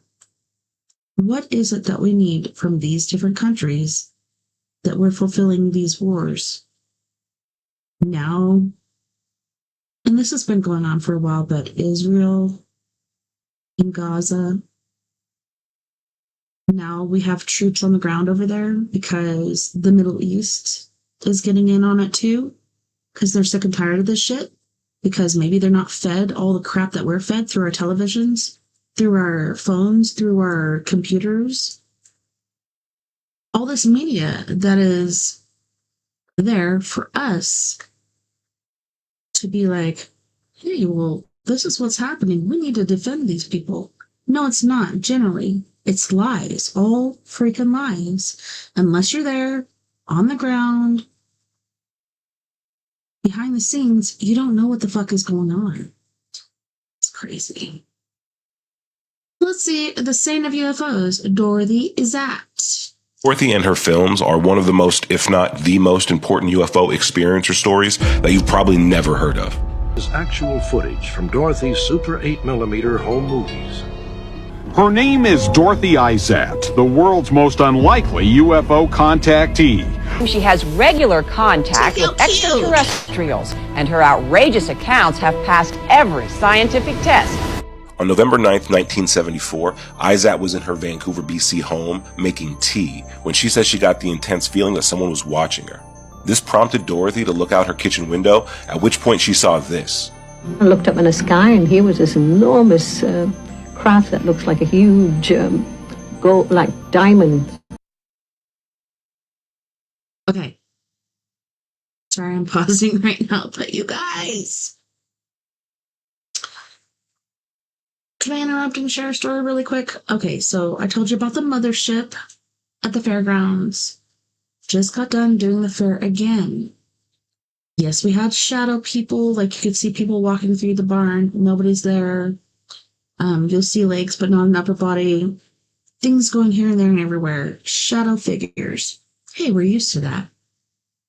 I believe it was the very last night, and I'm like, okay, maybe I'm just like really tripped out because, you know, I've been doing overnight security for days and haven't got the best amount of sleep because I have to get up and feed the kids, blah, blah, blah. Not other people in the house have to do that, but I do. And so I'm like, maybe I just don't have enough sleep or whatever. So I tried to sit as still as I could with my phone. We all have a camera on us these days. If we have a cell phone, I'm not saying it's the best resilience or the best, you know, suitability as far as cameras go, but sitting there filming it and, you know, it's blurring in, blurring out, and then all of a sudden it's a freaking triangle and it's flashing different colors, and it's a freaking triangle shape, just like this. Sitting there, flashing colors, then it disappears, then it comes back. What the crack is that? Hers is a diamond shape too? I don't know. Mine's pyramid. Maybe not diamond, but I want to hear some more about this fine lady here. Shaped thing up in the sky. It was so beautiful to look at that I felt I was really lifted up. It was absolutely a wonderful feeling. I wasn't scared. I wasn't afraid at all, you know. I felt very privileged to be able to see something like that. Dorothy and her films are one of the most, if not the most important. Here's the second one I This is got. without a doubt the most remarkable piece of footage she shot. Was where the aliens showed up. It's an image that appeared during one of Dorothy's routine sky watches just recently. And then I noticed that in the window, a couple of aliens in the window. Oh, hi there, guys. Yes, I can't see it. The light's so bright. I said, I need to film you. I said, can you turn the lights off the ship? Then I can film you. And they did. The lights go off. Wow. The aliens are there. And believe it or not, like all of Dorothy's footage, this has been scientifically tested and declared genuine, or at least not faked. There's not a lot that we know about it, but we know that it's real. California UFO researchers Monica Ward and Peter Gattilla have thoroughly investigated the Dorothy Izat phenomenon and are now compiling a book of their findings. There is a spiritual world and there is a non-spiritual world, a material world, and so forth. What Dorothy has done is she's bridged the gulf between the two. Meanwhile, Dorothy simply calls her ET friends life beings, who she says come from diverse parts of the universe to impart a simple message to mankind. No one wants to listen to it because it's so simple and it's so easy. It's LOVE, just love. This is without a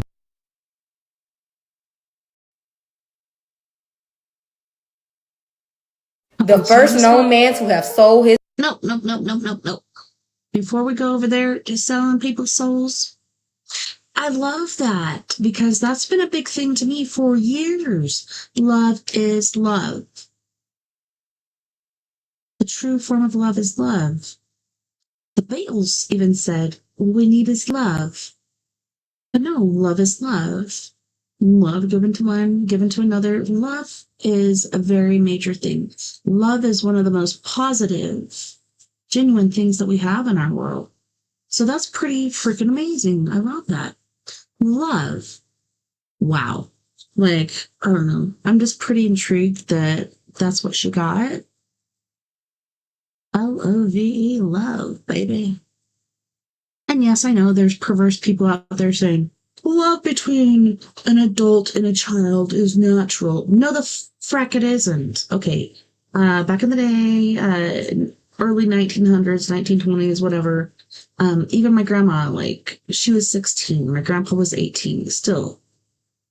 Or I think she was 12. He was 16. Yeah, they were both kids. But that's how life was. Like, kids were much more mature back then.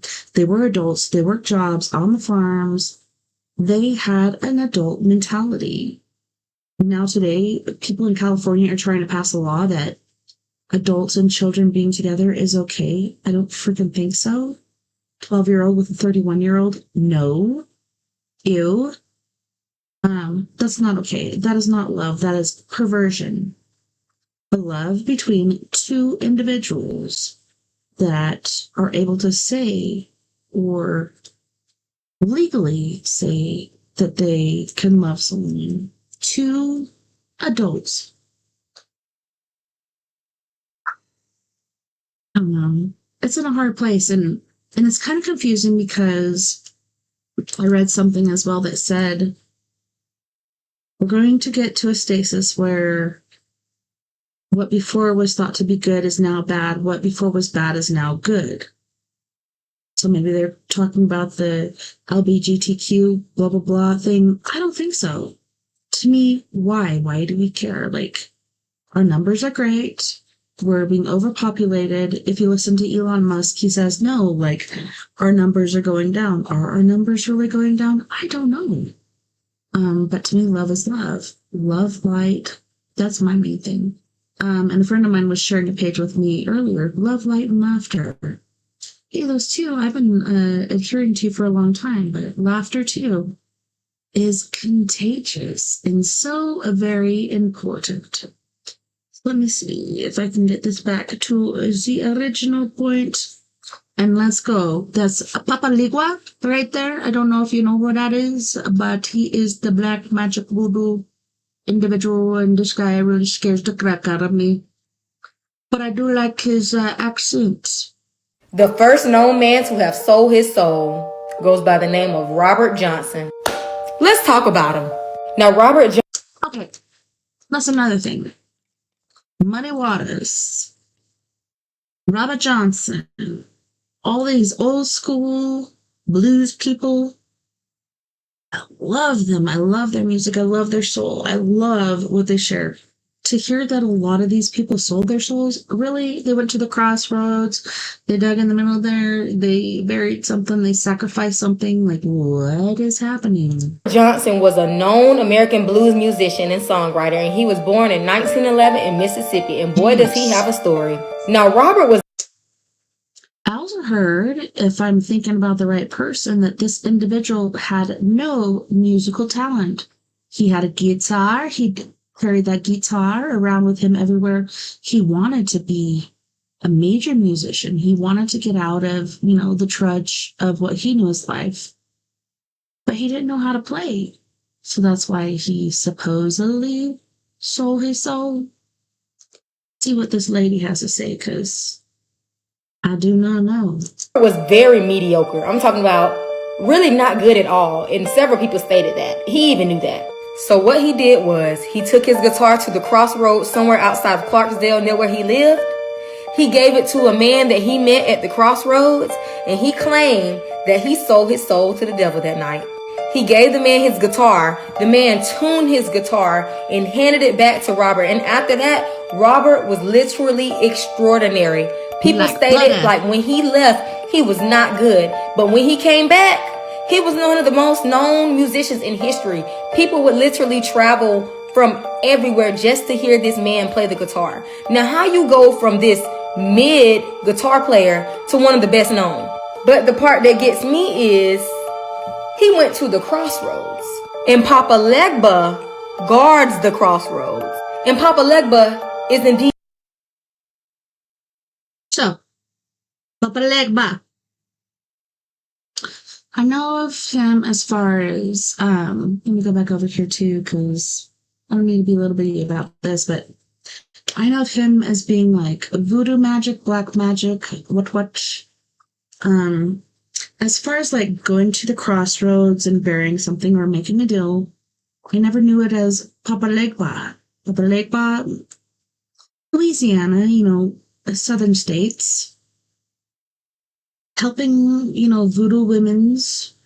They do voodoo, they do hoodoo, they do who knows what they do, and make a deal with Papa Legba. But he's the very same one. Sorry, I got a nose hair itch. I trimmed this one. I need to trim this one. But going to the crossroads to make a deal with a musician. Maybe I watched too much Supernatural and I'm like, Hannah Boo Boo Child, that's just some other demon. Some other demon that looks enticing to y'all's that's trying to get your thing on at the crossroads. Is that really Papa Legba? Because from what I know, it's from voodoo and hoodoo and not just going to the crossroads to make a deal to be a better musician or whatever else. But what the frack do I know? I don't know. Let's get back in on it. He not the devil. Now, many people believe that he was encountered with Papa Legba because he is who sits and guards the crossroads. But Papa also is who you have to go through to get to the other deities. But I just want y'all to know that he is not the devil. I don't know if that's who people are trying to like say that is the devil, but Papa Legba is not the devil. But whatever he did and whoever he encountered with, it helped him. And he was extremely open about it. He even made several popular songs talking about his experience at the crossroads. One goes by the name of Crossroad Blues, where he said, I went down to the crossroads and fell down on my knees. Another one of his popular songs is Hellhound on My Trail. They even featured him in a lot of different movies like Oh Brother, Where Art Thou? It talks about him, and he even talks about how he sold his soul and he was just so here for it. They even talked about him a little bit on the show Supernatural. And you have several people that have literally traveled or passed by and took pictures and stopped. Dude, I want to go here. Yes, this might not be a good place, but holy shit. Let me take a picture of that really quick. Sorry, guys, to be pausing this, but a little pause for the cause. Yes, this might not be the best place to go, but I want to visit the crossroads just to check it out and see like what my gut tells me. We were talking about our guts earlier, and so I'd like to get a little bit in on it. Oh my gourd. Okay, sorry. To see the crossroads where he allegedly went to sell his soul. Now, sadly, he died at the age of 27, which a lot of people believe it was a part of like the... Yes, he died at the age of 27. Isn't there a 27 club? Makes you wonder who else sold their soul, right? Who else even had the thought? Do you even have to go through with the whole, I'm going to bury something in these crossroads and I'm going to meet with this demon and then it's going to happen? Or do you just have to have the thought and something appears and talks to you, or what? But yeah, I don't think Papa Legba could keep up with all this stuff. And she's saying he's the one you have to go through to get to the others. Not so far as I know. Huge 27 club or whatever you want to call it, which is... See, she said it too. It is the 27 club. And I remember just listening to different history and stuff about this fella, that he had a lot of issues and he was just like came to the determination like it's not worth it. Like he wanted it for so long, so bad. Like he plucked the strings, he did everything he could, nothing was working. He wanted it so bad, he went and made that deal. But once he made that deal, I think he realized that was not the best deal to make. And then it was just like every night playing was not what he wanted. It didn't feel the same because it wasn't something that he had individually attained, something that he had actually bartered for. And so when you do that, it's like anything that can go wrong does go wrong. So I don't think he was really happy. But yes, from what I know, he was not happy with his life, even though he thought in the long run that would make him very, very happy. It's basically this pretty much like a group of known celebrities that died at the age of 27, and people believe it's because of them selling their souls. Now, do I believe he was the first? Absolutely not. But I do believe he was probably like one of the first like people that was open about it, you know. But let me know what y'all think in the comments. Do y'all think he encountered with Papa or what? The first known man. He could have. Could have.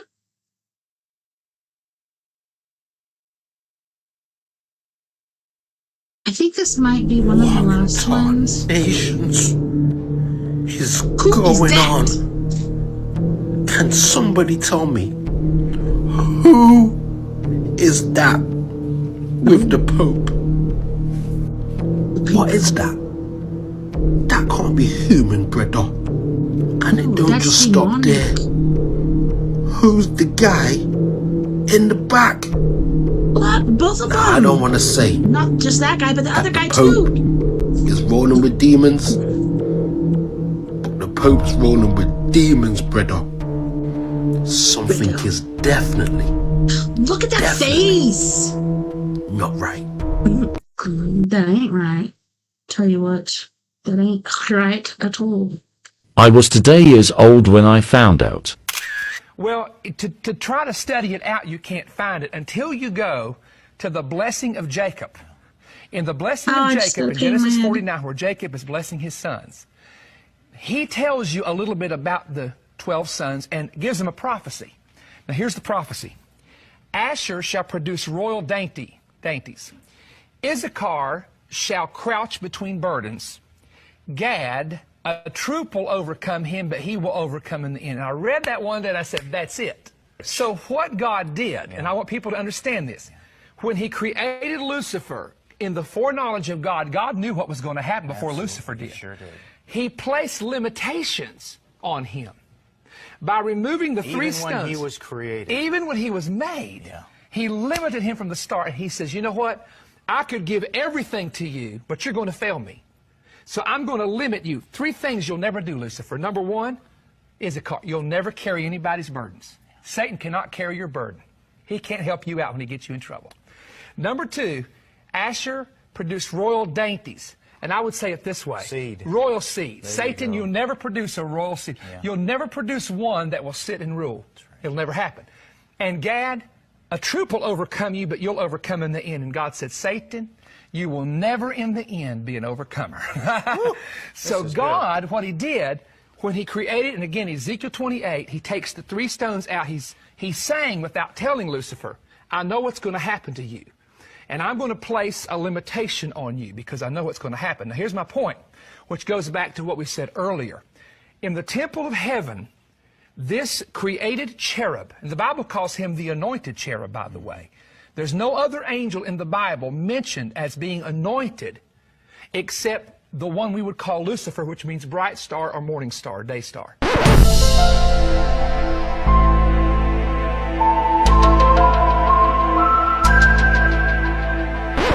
None.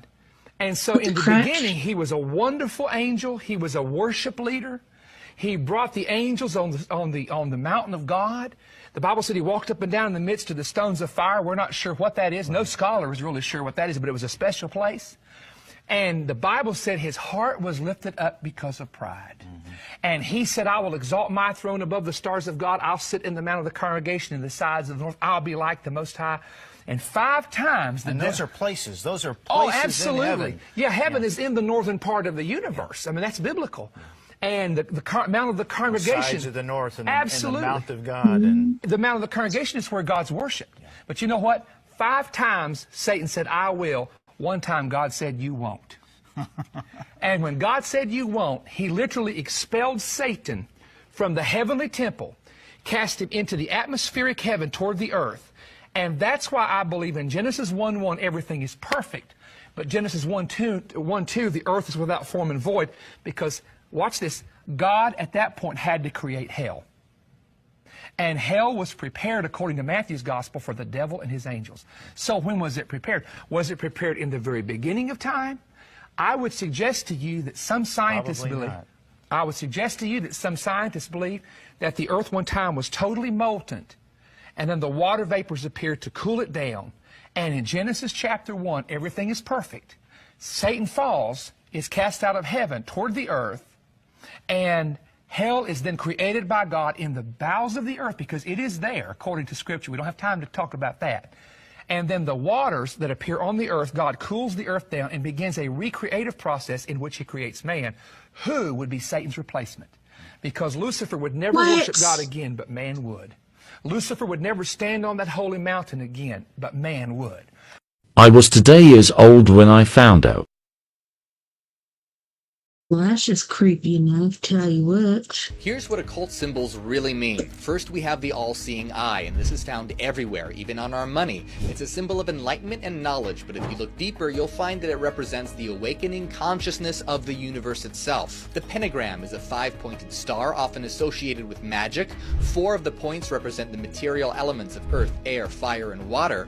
The top represents spirit, symbolizing the power of spirit over matter. The Ouroboros is a serpent eating its own tail that symbolizes eternity and the cycle of life, death, and rebirth, and the idea that the end of one universe is the beginning of a new one. The inverted cross is usually thought to be an evil symbol, but it actually represents St. Peter's crucifixion and is really a symbol of faith. The hexagram is composed of 2 triangles pointing in opposite directions. It's a powerful symbol in occultism, representing the union of opposites and balance in the universe. Finally, the unicursal hexagram has a similar meaning, except that instead of using 2 triangles, it's drawn with a single line, transforming it from a symbol of duality to unity. Here's what occult symbols really mean.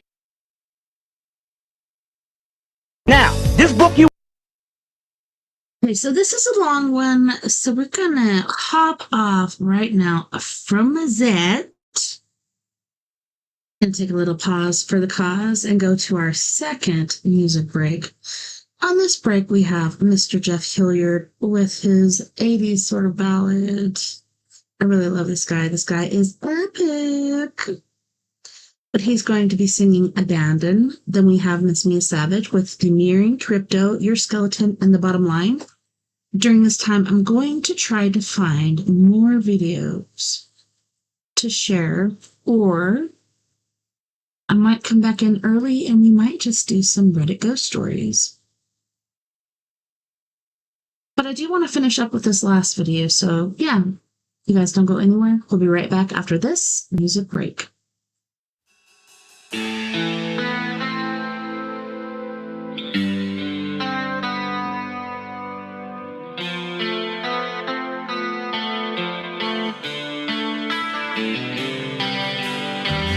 Left here alone, just a shadow of my erection on the wall. Why won't you answer my calls? I gave you my all with the love we made together all night long. I just don't know what went wrong.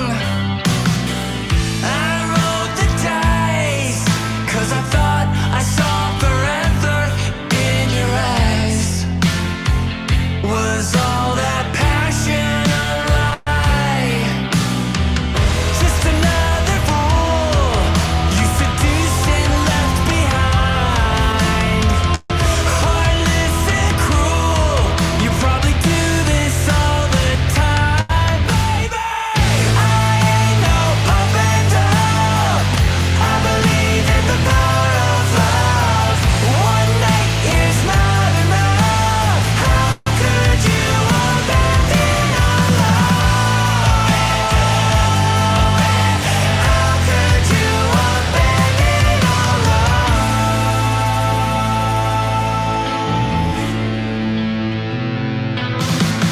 Drove by your house again today. Peeked in the window and I saw you smiling. Met your husband and your beautiful family. Tell me, does he know about the way we made love on the night you met me? At Johnny's Tavern at 11:37 last Thursday. You said hello. Are you my Uber driver, baby? I said yeah. Then you asked if I wanted to party. I got an 8-ball from my friend Noel. We trauma bonded in a cheap motel. We laughed, we cried, we came multiple times. The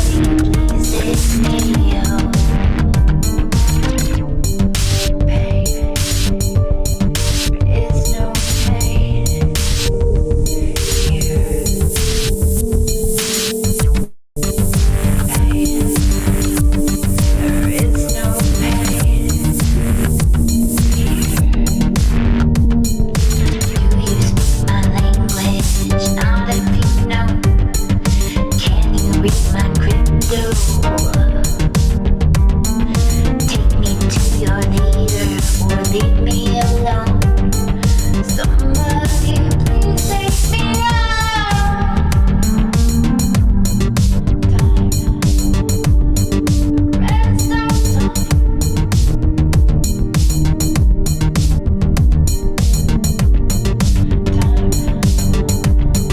Rest of time.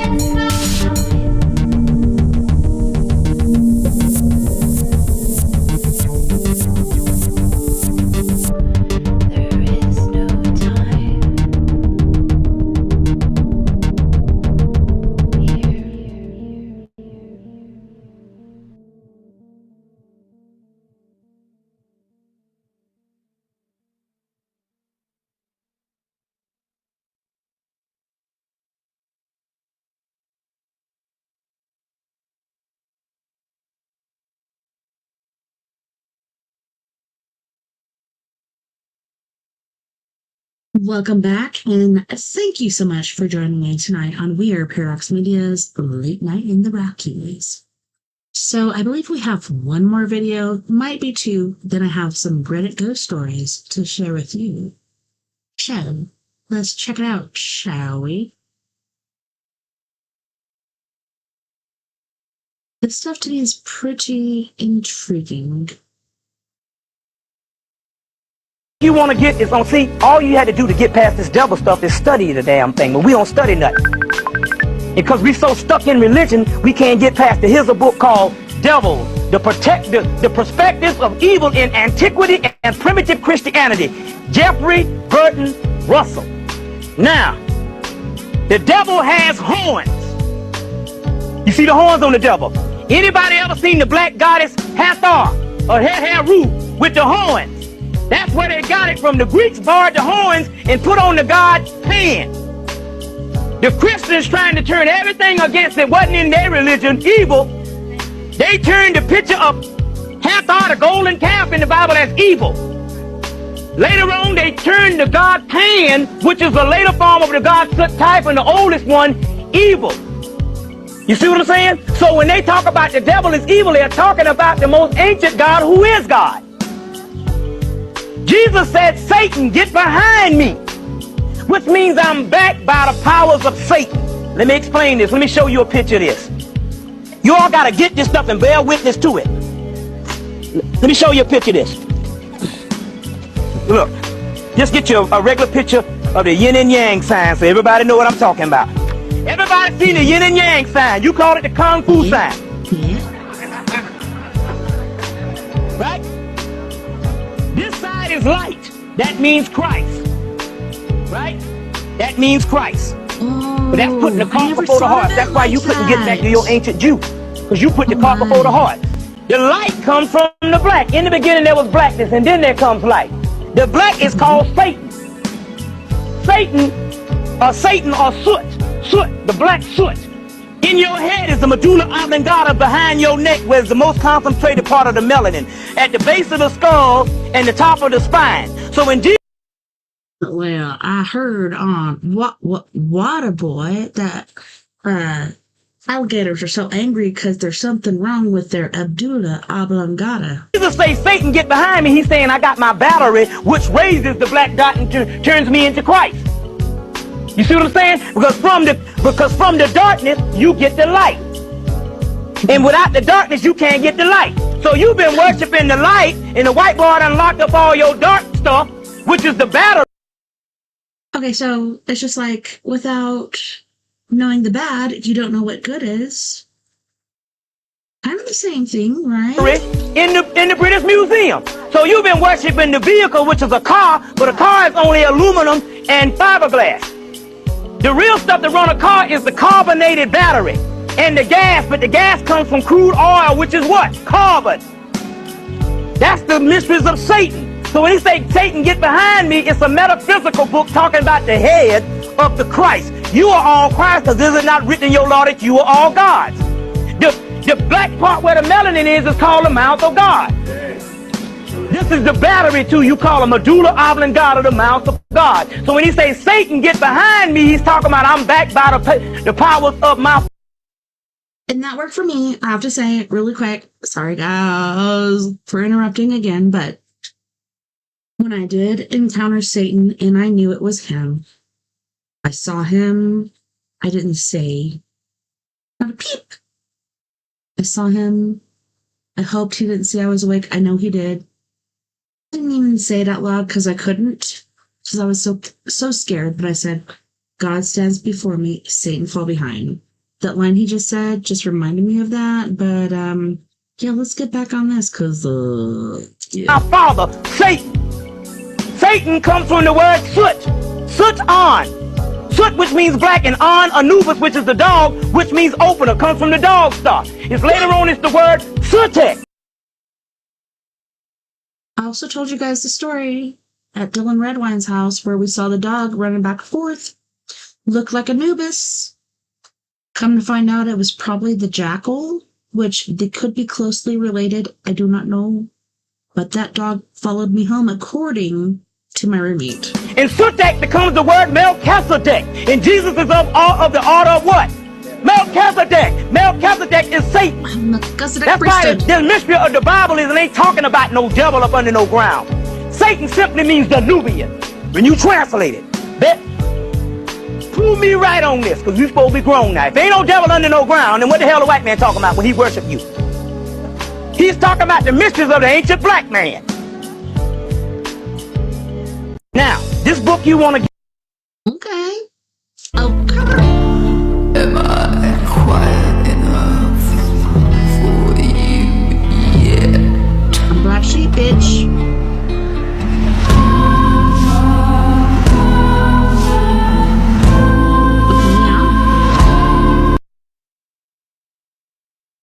You know ancient wisdom and knowledge without searching for it. See, that is so weird because I'm the second to youngest. I've been the teacher to my older siblings. And I've been asked before several times, how do you know this? I don't know, I just know. I just know. Maybe it's because of being reincarnate. Maybe it's because of something like that, but I don't know, I just know. And maybe I need to know this to teach them or to help them. Whether or not they listen is important, but I know my older sister. loves me so much and is like always coming to me for information. I need to write her in prison today.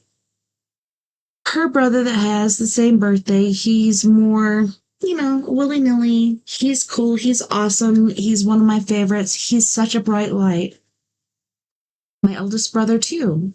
How do you know this? I don't know. I just know. And I need you to know this is what's happening. Ooh, E.T. Shane. This is insane.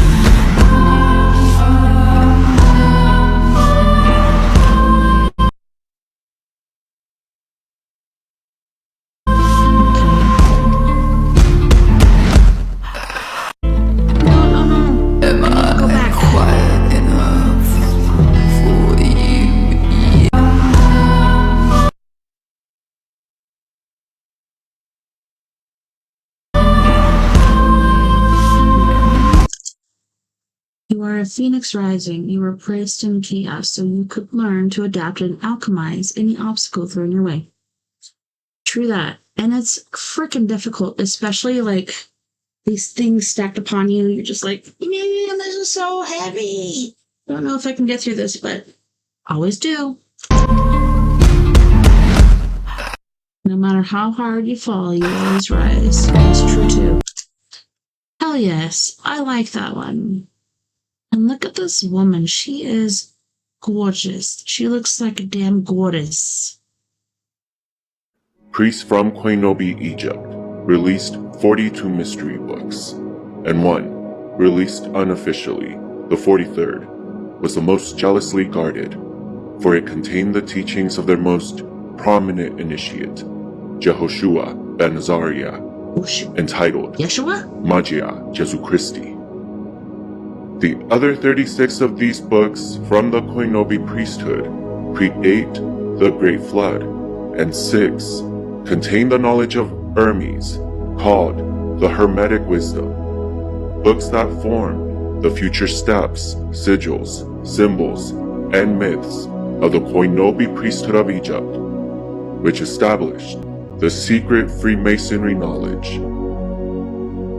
As you will come to see, all of this secret knowledge has been guarded by the Freemasons and the Vatican today, as jealously as the priesthoods that Jehoshua so famously rebuked. But not just the Judean priesthoods, also the Egyptian and Greek priesthoods of his day. Jehoshua not only bested them all in his mastery of the secret knowledge, but is their greatest rebel to date. He desired to lift the veil of their secrecy and make the secret priesthood knowledge public, only for the Freemason Brotherhood to collect and cloak in secrecy once again, like the new priesthood of today. The following is the secret knowledge Jehoshua desired to reveal, the foundation of the Masonry framework, and the jealously guarded truths the Catholic Vatican does not want you to know.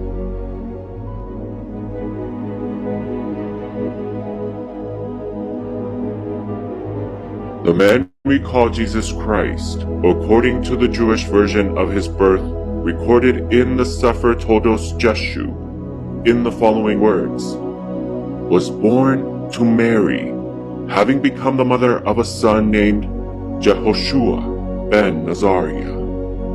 As a boy growing up, she entrusted him to the care of the Rabbi Elhanan, for Jehoshua was well gifted with spirit and understanding, and the child progressed in knowledge. Rabbi Jehoshua ben Parachiah, of the same first name but no actual familial connection, continued the education of Jehoshua after Elhanan, and initiated him in the secret knowledge of the Kabbalah. When initiated, Jehoshua was said to be knowledgeable in the first degree, and called a 1-year-old a babe or lamb, though now an adolescent at the age of 13, the secret mystical number of resurrection and Scorpio. But the king Danaus, the second king of the Hasmonean dynasty, who ruled over an expanding kingdom of Judea in the hopes to create the first Israeli state from 103 to 76 BCE, having given orders to slay all the initiates of the first degree, or 1-year-old babes, Rabbi Parachiah fled to Alexandria in Egypt, taking the Nazarene boy with him. The reason for the orders given are due to an incident during the Feast of Tabernacles, which was a major factor leading up to the Judean Civil War. It is recorded that during the Jewish holiday Sukkot, King Alexander Jannaeus, while officiating as a high priest at the temple in Jerusalem, demonstrated his displeasure against the Pharisees, whom included the Nazarenes, by refusing to perform the water libation ceremony properly. Instead of pouring it on the altar, he poured it on his feet. The crowd responded with shock at his mockery and showed their displeasure by pelting him with yellow lemons used in their rituals. They made the situation worse by insulting him. They called him a descendant of a captive woman and unsuitable to hold office and to perform sacrifice. Outraged, he set out to kill 6,000 people. While in exile in Alexandria, Egypt, Jehoshua passed his early youth with the Koinobi, known as the home to the secret Pythagorean school and Egyptian roots of modern Freemasonry. Jehoshua and the rabbi were received in the house of a rich and learned lady, which is Egypt personified. The young Nazarene Jehoshua found her beautiful, without a defect in her eyes, and declared so to his master, Rabbi Parachiah. Upon learning this, his master became so angry that his pupil should find in the Mosaic land of bondage anything good, that he cursed him and drove the young man from his presence. Then follow a series of adventures told in allegorical language and retold and represented in the first 33 cards of the tarot, during which time Jehoshua supplemented his knowledge of the Jewish Kabbalah with the additional acquisition of the secret wisdom of Egypt. Having been trained in the exoteric, meaning public, rites, symbols, and rituals of the Kabbalah since childhood, Jehoshua learned the esoteric, meaning secret, mysteries lying concealed in the Jewish Kabbalah after getting initiated in the Greek mysteries of Ophis at the Temple of Osiris as practiced by the Koinobi priesthood. Priests from Koinobi, Egypt. Before starting the third degree of initiation. Okay. Damn it all. I'm going to stop right here. Maybe not. Okay, this one's pretty quick, I think. Into the priesthood of Thebes, the initiate will be told the story of the fall of man. Next, he will be taught his. It's just hard because my bestie's over here and she's hitting me up hardcore. But yes, this is part 1, third degree. Sign, which was crossing the hands over the chest. And his duty was to wash the 2 pillars. Once the initiate was deemed ready, he was led into an atrium, into a doorway called the Gate of Death. The room was filled with copies of embalmed bodies and coffins, and with other dissectors and embalmers. In the center of the room lay the coffin of Osiris. After this, he was led into a hall and put before the king. The king would then offer him his crown. He was instructed to refuse the crown. The king would then take this as an insult and strike him in the head with a sacrificial axe. He would then be wrapped in bandages and taken to the sanctuary of spirits. There, he would face judgment of his life surrounded by men dressed up as other gods. Before starting the third degree of initiation into the priesthood of Thebes, the initiate would be told the story of the fall of man. Next, he would be taught his sign, which was crossing the hands over the chest. And his duty was to wash the 2 pillars. Once the initiate was deemed ready, he was led into an atrium, into a doorway called the Gate of Death. The room was filled with copies of embalmed bodies and coffins, and with other dissectors and embalmers. In the center of the room lay the coffin of Osiris. After this, he was led into a hall and put before the king. The king would then offer him his crown. He was instructed to refuse the crown. The king would then take this as an insult and strike him in the head with a sacrificial axe. He would then be wrapped in bandages and taken to the sanctuary of spirits. There, he would face judgment of his life surrounded by men dressed up as other gods. Before starting the 3rd degree of initiation into the priesthood of Thebes, the initiate would be told the story of the fall of man. Next, he would be taught his sign, which was crossing the hands over the chest. And his duty was to wash the 2 pillars. Once the initiate was deemed ready, he was led into an atrium, into a doorway called the Gate of Death. The room was filled with copies of embalmed bodies and coffins, and with other dissectors and embalmers. In the center of the room lay the coffin of Osiris. After this, he was led into a hall and put before the king. The king would then offer him his crown. He was instructed to refuse the crown. The king would then take this as an insult and strike him in the head with a sacrificial axe. He would then be wrapped in bandages and taken to the sanctuary of spirits. There, he would face judgment of his life surrounded by men dressed up as other gods. Before starting the 3rd degree of initiation into the priesthood of Thebes, the initiate would be told the story of the fall of man. Next, he would be taught his sign, which was crossing the hands over the chest. And his duty was to wash the 2 pillars. Once the initiate was deemed ready, he was led into an atrium, into a doorway called the Gate of Death. The room was filled with copies of embalmed bodies and coffins, and with other dissectors and embalmers. In the center of the room lay the coffin of Osiris. After this, he was led into a hall and put before the king. The king would then offer him his crown. He was instructed to refuse the crown. The king would then take this as an insult and strike him in the head with a sacrificial axe. He would then be wrapped in bandages and taken to the sanctuary of spirits. There, he would face judgment of his life surrounded by men dressed up as other gods. Starting the 3rd degree of initiation into the priesthood. All right, I'm pretty sure that's it. If there's another one, I'm going to be surprised, but okay, I think this is it. How you doing? Whoa. How you doing? Oh. Is it, where's my driver? Where'd my driver go? Hello? Hello? From Waymo.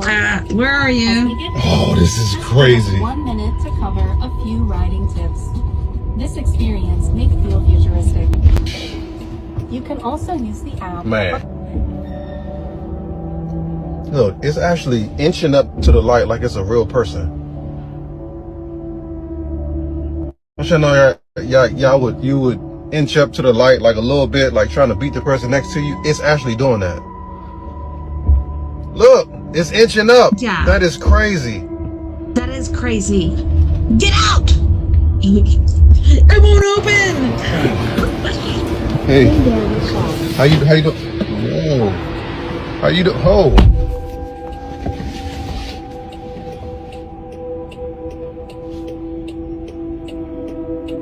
Hello? Oh, from Waymo. As we get Oh, this is crazy. 1 minute to cover a few riding tips. This experience may feel futuristic. You can also use the app. Man. Look, it's actually inching up to the light like it's a real person. I should know you would inch up to the light like a little bit, like trying to beat the person next to you. It's actually doing that. Look, it's inching up. That is crazy.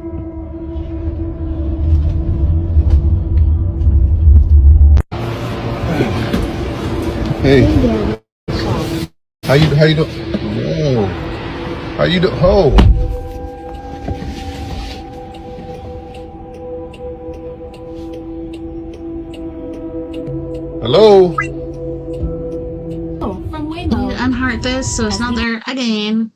But yeah, that was a great movie. Did you know?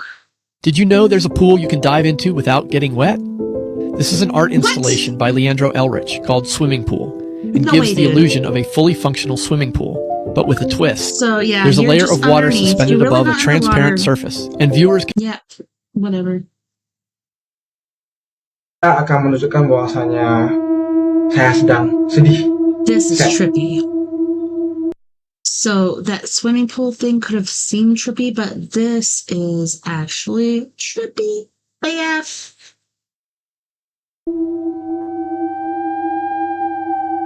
Oh my god.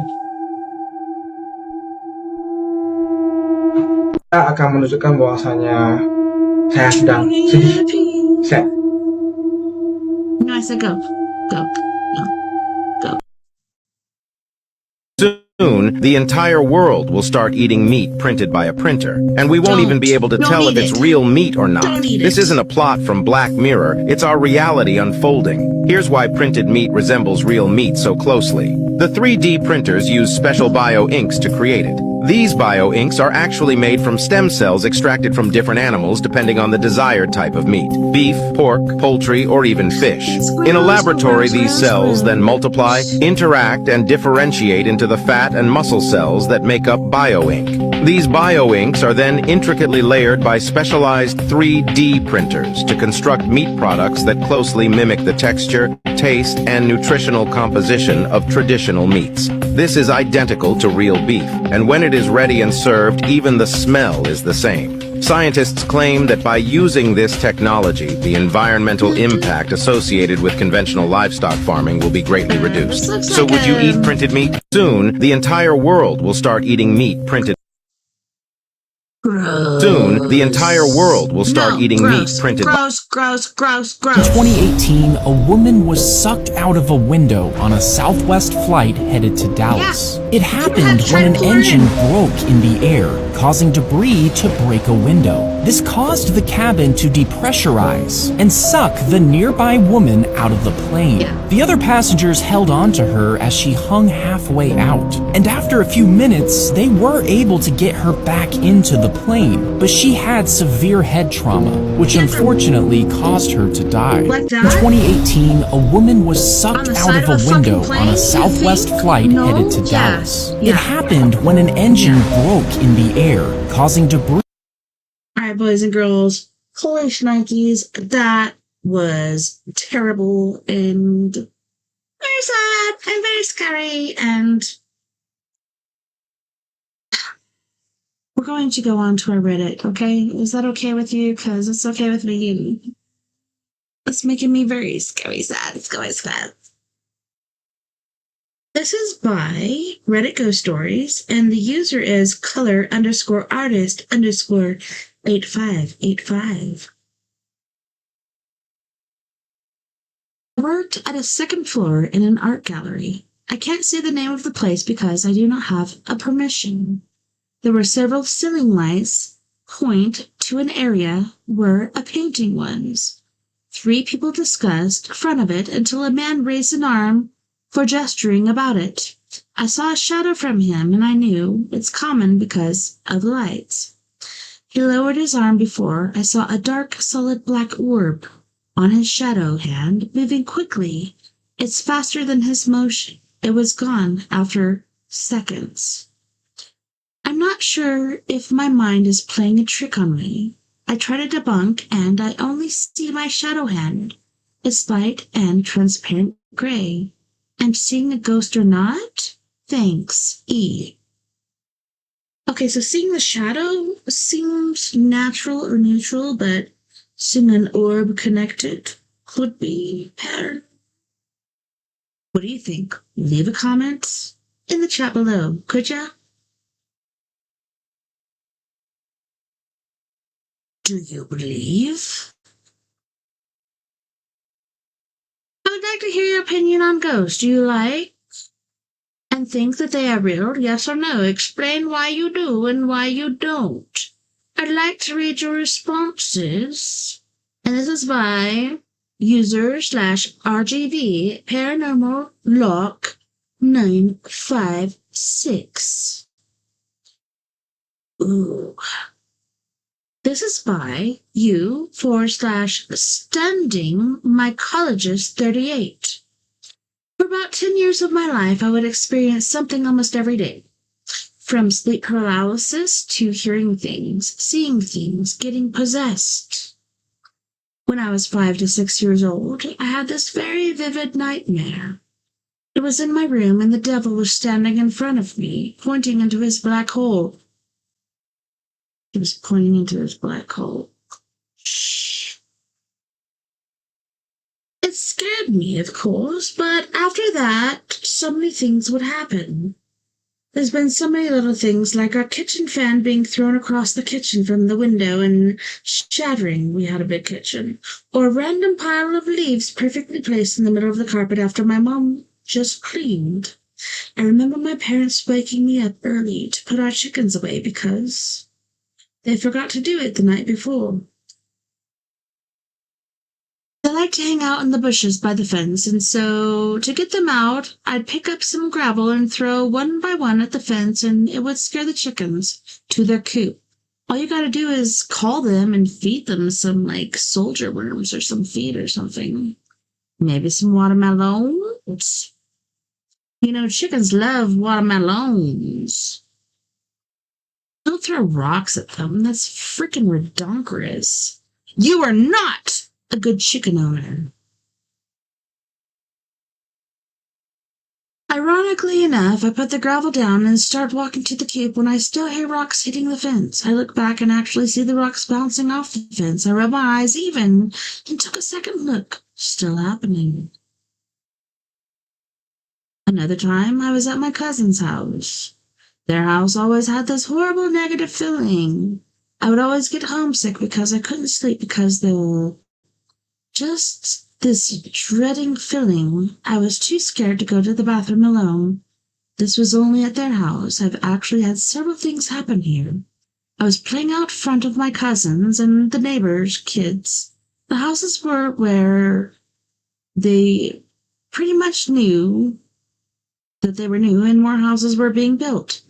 A ball rolled down their street a little, and I noticed one of my cousins running around in a house that only had the frame built. I yelled out her name, and she hid behind some wood. I almost ran down to her when I decided to look back. The cousin was playing with everyone else. I'm sorry, my bestie keeps trying to message me. I love her. Anyways, when I was older, I went to their house because my parents were going to go out with my aunt for her birthday. But my cousins were at their dad's house. So I had to babysit my two little sisters at their house. My sisters went to the bathroom and I felt that horrible negative feeling. I was looking down at my phone trying to find someone to FaceTime, so I didn't feel so freaked out, and at the corner of my eye, saw someone run past into the kitchen. Like I could see their legs and feet clearly, but because I was looking down, I couldn't see the rest. Then I noticed a shadow on the ground coming out of my cousin's room, like as if it was there and blocking the light to cause a shadow, but I couldn't see what it was. I was terrified, calling my parents, begging them to come get us. I started to feel crazy, like maybe, I'm sorry, my sister is Snapchatting me hardcore.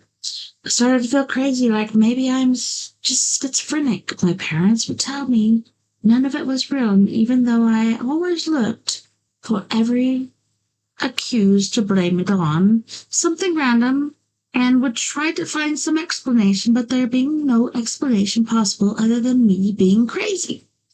I almost accepted it until I caught it on video. When I was a young teen, we moved into a small apartment. It was actually my grandma's, and I remember staying the night there and feeling creeped out, but I forgot about that, and now there were so many people living in it that I didn't think anything would happen. But I was very wrong. It didn't take long for weird things to happen there, like me hearing people talking quietly in the living room while I'm in the bathroom, or the cupboards right outside the bathroom making the noise when you shut it, or seeing a tall silhouette walking down the hallway from my parents' room to the bathroom or vice versa. I even came face to face with something that was leaving the bathroom while I was walking in. The light was off, the door open, and a white silhouette came face to face. As it didn't really have a face, when it sucked back into the darkness. So it came face to face, but it didn't really have a face. Make sure you keep that in mind. Now, sometimes I'd get this gut feeling to start recording on my phone. I never would get anything, so this last time I didn't take it serious. I went on to Snapchat, where you can only even record for 10 seconds at the time, and where you have to hold down to record. I still don't know. But hey, I believe you. My sisters were taking a bath, and I was going to the bathroom when I hear noises. I start recording and open the door. I was thinking, maybe my mom came home for lunch today. So I call out for her. She responded from her room. What? I was confused because usually there was no response because she isn't home, so I was like, oh, she really is home. So I started walking to her room saying, are you here? And when I get to our door, the video stops. That's because I saw that she wasn't there. Well, you should have just kept recording, right? Oh, man. Kept recording? Keep recording? What? Anyways. I immediately run back to the bathroom, freaking out when I realized I actually recorded that, so I listened to it, and I heard her response clearly. That was my confirmation that I wasn't crazy and just hearing things. Right? Since then, I've grown and matured, formed my own relationship with God, as He was literally the only thing that helped me in those moments. So I'm not as scared as it anymore, which they feed off fear, and it's stopped for the most part. Weird stuff happens here and there, but certainly not every day. Schizophrenia doesn't just magically go away and you can't record your hallucinations. I've had times where my parents can confirm my stories and they admit that they believed me, but just didn't want to scare me. I had zero memory of me getting possessed, and they were the ones to tell me about it when I was older. There's a lot that I've left out, and I really could write a whole book on all my experiences, and I really want to because I'm scared as I age, I'll forget a lot of them. I still have the video to this day, and if anyone reads this and cares to see it, I'll post it. So, you won't remember if you do get possessed because you're possessed, but other people around you will. So please take note. Trust who you trust. Don't trust who you don't, because some people can make up some fracked up stories. But man, oh man, that was quite serious. My bestie is still snapping me.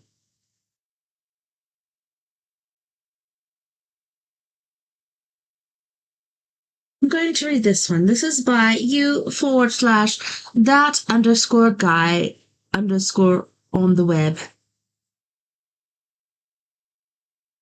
Odd experience with light. The only light in the room. Light on and off. Alright, so I don't really want to get ahead of myself, and I'm currently considering it to be an electrical issue. I've checked the circuit breaker, etc., and have contacted an electrician. This is more of a question as to what I do if there appears to be no electrical issue and the flickering continues, so here's the story. So around 1 p.m. today, the light in my bedroom began to go on and off. This wasn't just flickering. It would be off for several minutes, then turn back on, stay on for several minutes, then turn back off, and repeat. With the switch staying up, I've been working at my desk almost non-stop since 1 p.m., so this isn't some case of forgetting that I turned the light off on my way out. This would happen while I'm in the room. It went on for about 4 or 5 hours. I had a time crunch with submitting something for work, so I could have cared less about it, although it still weirded me out. Once I finished up, I went and grabbed my roommate to show him what was going on. When I left, the light was off. When I brought him in, it was on again. We sat there for about 10 to 15 minutes waiting for it to turn on and off. It never did. So now he thinks I'm crazy. Wonderful. I told him that I would take a video the next time it happened and have had my phone sitting next to me ready to film since then. Nothing has happened. It could be just that a wire was loose or something, but I find it quite odd that it stopped the moment I brought in someone to witness it and have been planning to get proof. I believe in spirits, but have never had any sort of experience with dealing with this kind of thing, and some advice as to what to do if this turns out to be, or not to be, some kind of electrical issue. Thanks. Well, that, my feller, seems quite difficult. Well, you guys, I'm going to end it just a little early. Let me go ahead and go over here. Turn this down like this and press play. Thank you guys so much for being my listeners tonight on We Are Paradox Media's Late Night in the Rockies. It was such a pleasure having you. Thank you to all my friends on We Are Paradox Media's Facebook, KPNL Radio, eTalk Radio, Twitter, Spreaker, iHeartRadio, YouTube, wherever you may be listening. Beyond the Omniverse tonight. I had a wonderful time this evening, and I can't wait to do it again tomorrow. Oh man, we're going to be doing the story time with me, TessaTNT. We have the 4th rendition from the Hitchhiker's Guide from the Galaxy, so long, and thanks for all the fish. I can't wait to read this. Is that SMR? I do not know. But I'm super excited to read it, super excited to have you guys here, so if you're down, come on back. Let's hang out and read this story. It's going to be freaking epic.